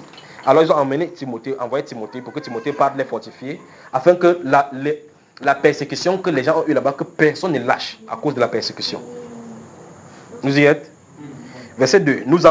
Verset 2 chapitre 3. Nous envoyâmes Timothée, notre frère, ministre de Jésus, de Dieu, dans l'évangile de Christ, pour vous affermir et vous exhorter au sujet de votre foi, afin que personne ne fût ébranlé au milieu des tribulations présentes. Car vous savez vous-même que nous sommes destinés à cela. À cela est mis pourquoi? à cela là. Quand on dit que nous sommes destinés à cela, cela est mis pourquoi? Alors maintenant, notre prédication d'aujourd'hui, les prédicateurs d'aujourd'hui, c'est que non, je ne souffrirai jamais, je ne manquerai de... Pourquoi? Le Dieu des miracles. Donc, depuis 2000 ans là, Dieu seulement vu pour toi que tu n'as pas souffert aujourd'hui. Pour ceux-ci, il devait souffrir. Il dit clairement que les chrétiens, que le but pour lequel Timothée est là-bas, c'est pour les fortifier. On n'a pas dit que Timothée allait chasser les démons de la persécution. Il n'a pas dit qu'on a envoyé Timothée avec une onction pour venir chasser les démons de manque. Le dévorateur, celui qui dévore vos produits, qui bloque vos finances. Vous voyez des prédicateurs du 20e siècle, du 21e siècle. Il dit que afin que personne ne fût ébranlé au milieu des tribulations présentes. Car vous savez que c'est à cela que nous avons été destinés. Nous sommes destinés à cela. Donc ça veut dire que, en fait, le jour où tu as dit Seigneur, donc maintenant même, je vais sur le Seigneur, tu as signé un pacte avec la persécution et les tribulations. Parce que Satan dit que, ok, comme tu... Vous savez, Satan te dit que tu sais que ton Dieu dit que je suis le prince de ce monde. Tu dis oui. Il t'a laissé dans mon territoire. Tu dis oui. Et tu as choisi de le servir. Tu as dit oui. Il dit, je vais te montrer la magie. Avant que vous ne sortez ici sur le terrain, c'est pour vous aller chez vous. Que je vais te montrer. Amen. Dis à ton voisin, si tu veux vivre pieusement en Jésus-Christ, tu seras persécuté. Si quelqu'un ne dit pas, suspecte-le. Si tu es chrétien, ton dessert, c'est la persécution. Ton déjeuner, c'est les tribulations. Ton souper, c'est les détresses. Et les plats de résistance, c'est le manque. Et l'entrée, c'est les jeûnes et les veilles. Pas les jeûnes élevés, les jeûnes et les veilles. C'est-à-dire que la qualité que vous laissez comme ça, même le sommeil ne vient pas. Tu dis, ma vie va où? Dieu ne dit quiconque. Il te regarde comme ça. Vous savez comment Dieu agit. Tu es dans le monde. Tu veux faire quelque chose, tu entends une main, quelqu'un passe, que ma soeur ne fait pas comme ça, Dieu t'aime. Tu dis oui. Tu dors même, tu as le rêve, Dieu te guide. Le jour où tu as connaissance de la parole, Dieu fait comme ça. Seigneur, mais c'est pas toi qui me parlais quand j'étais dans le monde. Parce que maintenant, il te bloqué, c'est pour t'envoyer dans la Bible. Alors quand tu vois un livre, alors il commence à parler au travers de la Bible. Parce qu'il sait très bien, parce que Dieu sait que tant que tu n'as pas le discernement du spirituel, une autre voix peut parler et tu crois. Amen. Alors il t'envoie dans la voie parfaite, la voie de la parole. Quand tu ouvres la Bible, dans 2 Timothée chapitre 3, verset 12, tu vas toujours voir, chaque fois quand tu vas ouvrir, tous ceux qui veulent vivre en Jésus qui seront persécutés. Ça ne peut pas changer. Si tu comprends. Alors quelqu'un peut venir vers toi maintenant, aujourd'hui, quand c'est une voix, tu dis, ma soeur, Dieu a dit qu'il a vu ton cœur, qu'il sait que tu l'aimes. Calme-toi, les temps de persécution sont arrêtés. C'est pas la voix de Dieu ça. Il a dit, tous ceux qui veulent vivre pieusement en Jésus qui seront persécutés. Il n'a pas dit persécutés jusqu'à un certain temps, il a dit persécutés. Jean chapitre 16, verset 33, il dit à ses disciples, vous aurez des tribulations. Vous aurez des tribulations dans le monde. Prenez courage. Il n'a pas dit que je vais prier que ça va s'arrêter. Il a dit prenez courage. J'ai vaincu le monde. Alors vous allez, les prédicateurs aujourd'hui prient pour que les démons qui bloquent les finances quittent. Que le manque vienne, que l'abondance. D'autres, je vais vous mettre la vidéo d'un prédicateur ici. Écoutez bien. Ne manquez pas ceci. Ne manquez pas cela. Il prêche, il dit que ouvrez votre sac, vous ouvrez, il dit faites comme ça, vous ouvrez, il dit que ok, il va prier, l'argent va apparaître, il prie, l'argent entre dans chaque sac, physiquement. Donc si vous voulez partir, si vous êtes pauvre, je vous envoie. Vous dites maintenant, alors que vous avez, pas d'ailleurs, vous dites que frère Junior, dis-nous comme quoi. L'argent sort. Donc si vous voulez cela, allez-y. L'apôtre Paul dit que nous souffrons, jusqu'à présent, nous souffrons des nudités, des manques, constamment en veille. Dans les tribulations, l'apôtre Paul qui avait la puissance du Saint-Esprit. Dans tous les 39 ans de ministère qu'il a fait, il n'avait qu'un seul manteau. Les pasteurs aujourd'hui ont une lignée de vestes comme ça, parce que les dimanches, il a même l'embarras des vestes qu'il va porter. Il dit, mais l'apôtre avait un seul manteau. Il allait un jour à 3, ça va oublier, ça va dire que le front l'a capé, il va dire que Timothée s'était fait en venant, apporte mon manteau, sinon je suis fini ici. Dieu n'a pas fait tomber un manteau du ciel pour lui. On a tapé un jour comme ça là à Éphèse. tiré au somme, il a seulement fait le faux mort. S'il ne faisait pas le faux mort, on devait finir là-bas. Dieu n'a pas fait quiconque. Peut-être que vous le protéger. Vous comprenez? Donc aujourd'hui, les pasteurs, c'est... ils ont les gardes du corps devant, derrière, avant. Les gardes du corps, pourquoi tu ne me touches pas? Pourquoi on ne touche pas le serviteur de Dieu? Ils ont les gros bras. Pourquoi si tu veux lever la main sur le pasteur, le gros bras te fait quoi?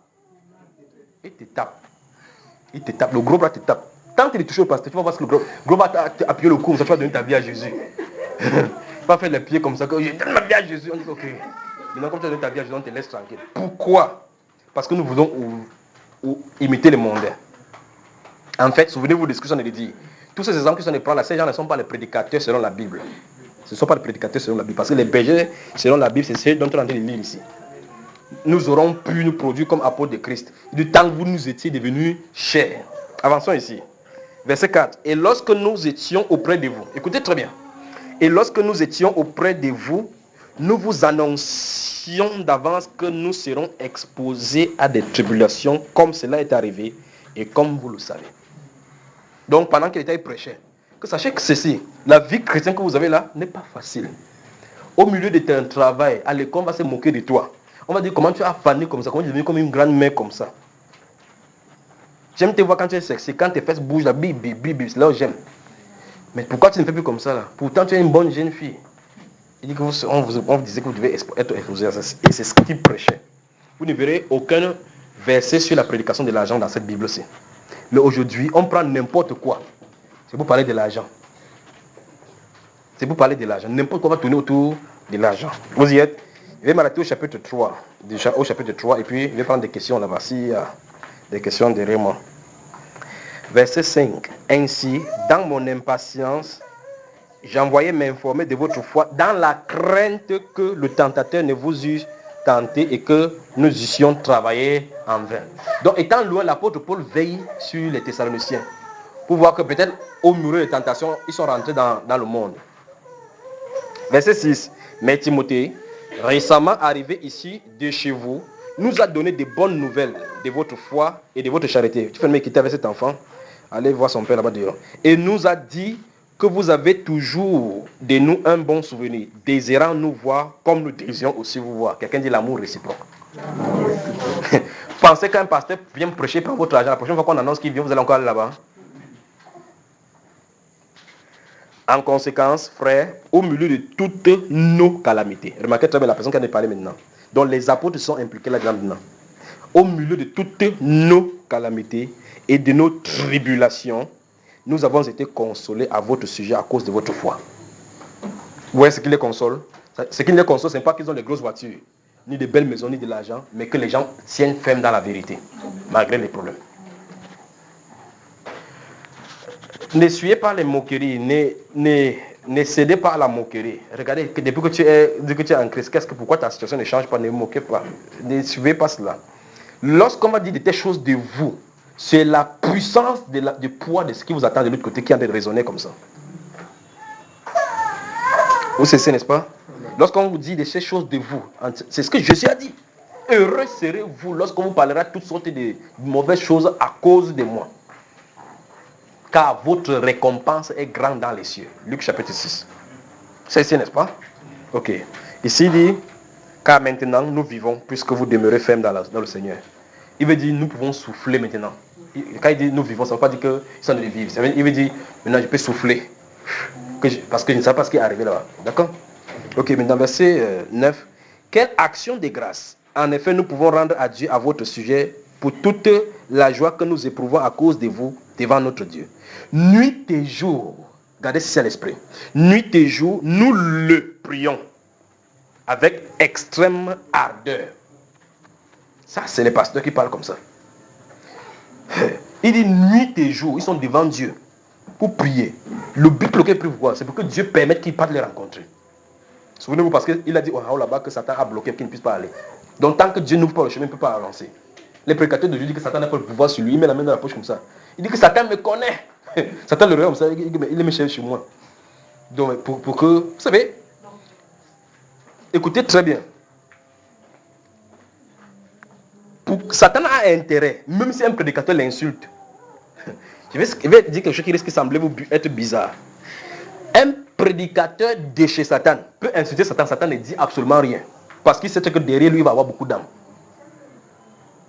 C'est-à-dire qu'il peut mener à bord. Satan me connaît, il ne peut rien me faire. Je peux le botter si vous voyez là où il est, dites-le moi. Et c'est son serviteur. Pourquoi? Satan lui donne encore davantage de puissance. 4000 personnes viennent. Il presse 10 000 personnes viennent. À cause de lui. Satan peut supporter cette insulte-là.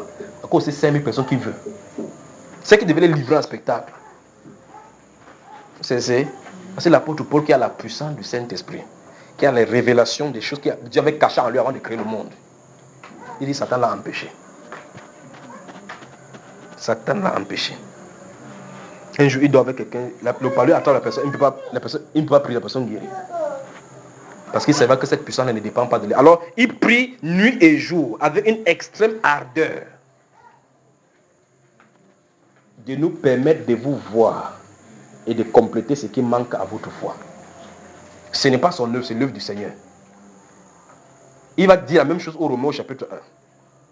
Il désire venir à Rome pour communiquer ce qui leur manque à leur foi. Souvenez-vous du sujet de prière qu'on a fait ici aujourd'hui. Ce qui manque à leur foi. Thessaloniciens. Il dit, si on a prié Dieu pour que Dieu ouvre une porte comme ça pour qu'il puisse venir, pour que Dieu permette qu'il parte. Il va partir n'importe comment, Satan l'empêche. Ça veut dire que s'il part là-bas, c'est la mission suicide. Vous y êtes? Que Dieu lui-même, notre Père et notre Seigneur Jésus-Christ, Seigneur Jésus, aplanisse notre route pour que nous allions à vous. Remarquez très bien, il dit nuit et jour, il prie. Donc un seul sujet de prière, Seigneur, permet d'aller à Thessalonique. Dieu ne répond pas. Le Dieu qui parle à l'apôtre Paul chaque jour, il prie, Dieu ne donne pas. Il prie, Dieu ne donne pas. Il dit nuit et jour. Après il dit que, ok, qu'il place notre voix, que nous voyons la voix. Donc ça dit que ça dépend entre ses mains. C'est entre ses mains, s'il veut que nous venions, que nous venions. Verset 12, que le Seigneur augmente de plus en plus parmi vous à l'égard de tous cette charité que nous avons nous-mêmes pour vous. Vous y êtes, souvenez-vous des 3 piliers de départ. Verset 13 enfin, afin d'affermir vos cœurs pour qu'ils soient. Souvenez-vous, nous parlons de l'enlèvement depuis là. Il n'y a pas d'enlèvement sans amour. Il a parlé des versets au verset 12 sur la charité. Il faut que le Seigneur augmente cette charité-là. Il dit afin d'affermir vos cœurs, verset 13, pour qu'ils soient irréprochables, les cœurs. Que les cœurs soient irréprochables dans la sainteté devant Dieu, notre Père, lors de l'avènement de notre Seigneur Jésus-Christ avec tous ses saints. Donc s'il y a un seul brin de calomnie dans ton cœur, l'allemand dit tu ne partiras pas, c'est ce qu'il a dit. Un seul brin de mensonge, de jalousie, de colère sur le cœur, tu ne partiras pas. Regardez bien, je recommence encore. Afin d'affermir vos cœurs pour qu'ils soient irréprochables. Que le cœur soit irréprochable dans la sainteté. C'est-à-dire que si on cherche des choses qui peuvent souiller la sainteté, que ça ne se trouve pas dans le cœur. Devant Dieu notre Père, lors de l'avènement de notre Seigneur Jésus, avec tous ses saints. Amen. Le titre c'est quoi déjà? L'Odyssée. L'Odyssée. Chapitre 4. Au reste, frères, puisque vous avez appris de nous comment vous devez vous conduire et plaire à Dieu. La Bible déclare que les Thessaloniciens ont appris de Timothée, de Sylvain et d'apôtres comment il faut plaire à Dieu. Vous comprenez pourquoi il va dire dans 1 Corinthiens 11, verset 1 que soyez mes imitateurs comme je le suis moi-même de Christ, n'est-ce pas? Après il va dire que heureux tous ceux qui vont mettre ceci en pratique. Si vous observez ces genres de commandements, tout ce que je vous dis là maintenant, le Dieu le Père sera avec vous. Donc il est sûr que ce qu'il a dit, c'est un commandement du Seigneur. Aujourd'hui, les prédicateurs d'aujourd'hui discutent la parole de l'apôtre Paul. Après on dit que l'épître paulienne, que c'était la pensée paulienne. Donc Paul a sa pensée à lui, là-dedans. Il dit, au reste, frères, puisque vous avez appris de nous comment vous devez vous conduire et plaire à Dieu, et que c'est là ce que vous faites. Vous avez vu? C'est là ce que vous faites. Donc vous vivez selon les normes que vous avez reçues. Frères, c'est un défi pour nous. Nous vous prions et nous vous conjurons au nom du Seigneur Jésus de marcher à cet égard de progrès en progrès. Donc l'apôtre Paul a fixé la barre haute. La vie de l'apôtre Paul est le modèle clair que Dieu veut pour les chrétiens. Il dit que les Thessaloniciens ont déjà appris comment marcher pour plaire à Dieu à partir d'eux. Il dit que marcher de progrès en progrès. C'est pour dire que jusque-là, nous ne sommes pas encore arrivés. Donc l'apôtre Paul a mis la barre haute. La vie de l'apôtre Paul est le modèle exemplaire du chrétien selon le Seigneur. La vie de l'apôtre Paul est le modèle du chrétien selon le Seigneur. C'est-à-dire que quand Dieu a mis un prototype, que voici ce qu'il veut que les chrétiens soient, les gens qui sont totalement soumis à ma volonté. Il prie pour aller voir les chrétiens. Il prie pour aller voir les chrétiens. Dieu ne répond pas, il ne bouge pas. Il dit que nous avons eu le vif désir d'aller vous voir, mais Satan nous a empêchés. Nous prions jour et nuit pour qu'il nous donne accès à vous. Alors quel est le pasteur d'aujourd'hui? Pasteur, j'ai voyagé comme ça pour venir vous voir. Je veux que tu pries pour moi, tu me mets la main. Au nom de Jésus, est-ce que Dieu a parlé? Est-ce que Dieu a parlé? Est-ce qu'on se déplace sous sa direction? C'est cet apôtre-là qui va écrire que tous ceux qui sont conduits par l'Esprit de Dieu sont fils de Dieu. Dans Actes chapitre 14, verset 16, il dit que lorsqu'ils sont passés à Éphèse, ils voulaient entrer à Éphèse pour annoncer la parole de Dieu, le Saint-Esprit les a empêchés. Ils sont descendus en Phrygie. L'Esprit de Jésus ne leur permit pas d'y entrer. Donc le Saint-Esprit, tu vas aller annoncer l'évangile, le Saint-Esprit ne parle pas, il reste tranquille. Vous y êtes? Donc le Saint-Esprit a fixé l'apôtre Paul comme un modèle de chrétien qu'il voudrait que nous soyons. Puisqu'il dit, c'est que vous avez appris de nous comment il faut marcher pour plaire à Dieu. Il dit, ok, c'est ce que vous faites déjà, mais progressez. Vous y êtes, n'est-ce pas? Dis à ton voisin, il n'y a pas un standard fixe de sainteté. Oh, si tu es saint, grandis en sainteté. Si tu es juste, progresse dans la justice. Si tu pêches, ne t'arrête pas. Pêche en profondeur. Voilà.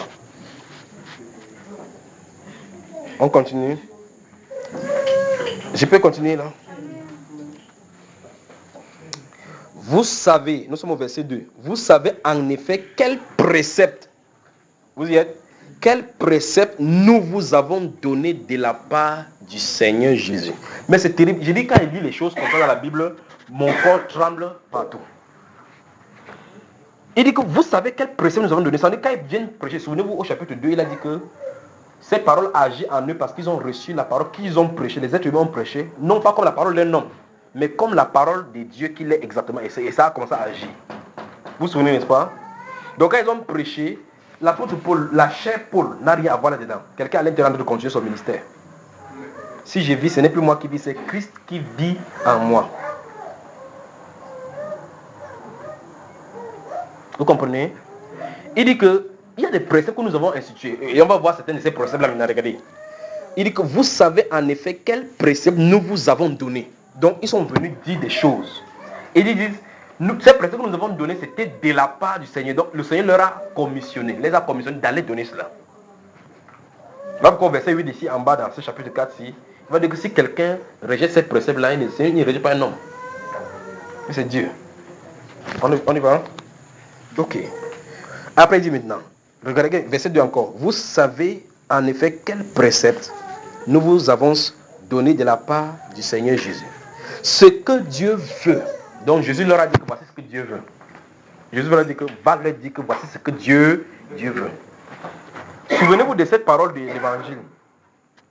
Dans le livre de Matthieu chapitre 28 verset 19, Jésus leur a dit que allez, faites de toutes les nations des disciples, les baptisant au nom du Père, du Fils, du Saint-Esprit. Après il a ajouté quelque chose, il dit et enseignez-les à observer. Vous les apôtres, enseignez-les à observer, à mettre en pratique tout ce que je vous ai prescrit. Donc chacune des choses dans la Bible, si on part à partir des actes des apôtres, chacune des choses qui est un commandement qui sort de la bouche des apôtres, il peut aller dans l'évangile vous montrer que jusqu'à parler de ça, chacune des choses. Et les foulards, n'importe quoi que vous pouvez parler, ça se trouve dans les livres.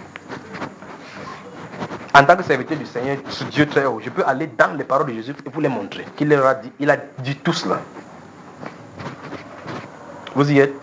C'est Jésus qui leur a dit, enseignez-les à observer tout ce que je vous ai prescrit. Et quand ils enseignent ça, ça ne fait pas objet de débat. C'est ça qui est clair. Il dit, ça ne fait pas objet de débat. C'est où tu rejettes, ou tu acceptes. C'est comme ça. Alors vous allez voir le prédicateur qui prêche, dit que non. Si tu ne crois pas, laisse. Ou bien si tu... Non, on prêche aujourd'hui, quelqu'un dit que je prends ce qui est bon dedans. Écoutez très bien. Dans la prédication de l'évangile, il n'y a pas ce qui est bon, ce qui doit être bon. C'est la prédication de la parole. C'est soit, nous parlons des miroirs avec les Thessaloniciens.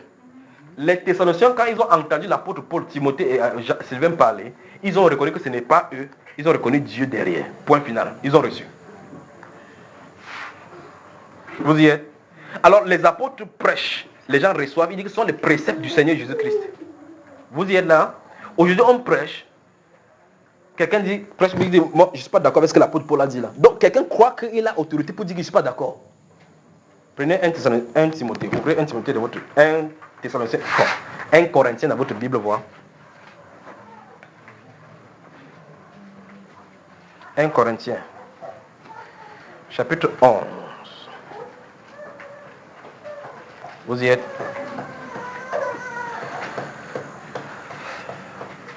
1 Corinthiens, chapitre 11. Le verset 16, à haute voix mon cher, qu'est-ce que ça dit? Le verset 16 dit ceci. Si quelqu'un se plaît à contester, nous n'avons pas cette habitude, non plus que les églises de Dieu. Amen. Amen. Donc les églises de Dieu ne contestent pas. Voilà pourquoi il pouvait rester à Rome. Il écrit, Paul, apôtre de Jésus-Christ par la volonté de Dieu très haut, à l'église de Dieu qui est à Thessalonique. Paul, à l'église de Dieu qui est à Éphèse. Quand ça vient là-bas, on dit que l'apôtre a dit comme ça. Ça règle le problème. Aujourd'hui, on dit qu'il est qui? On est personne. Mais on se tiendra devant nous pour le jugement. Vous savez ça?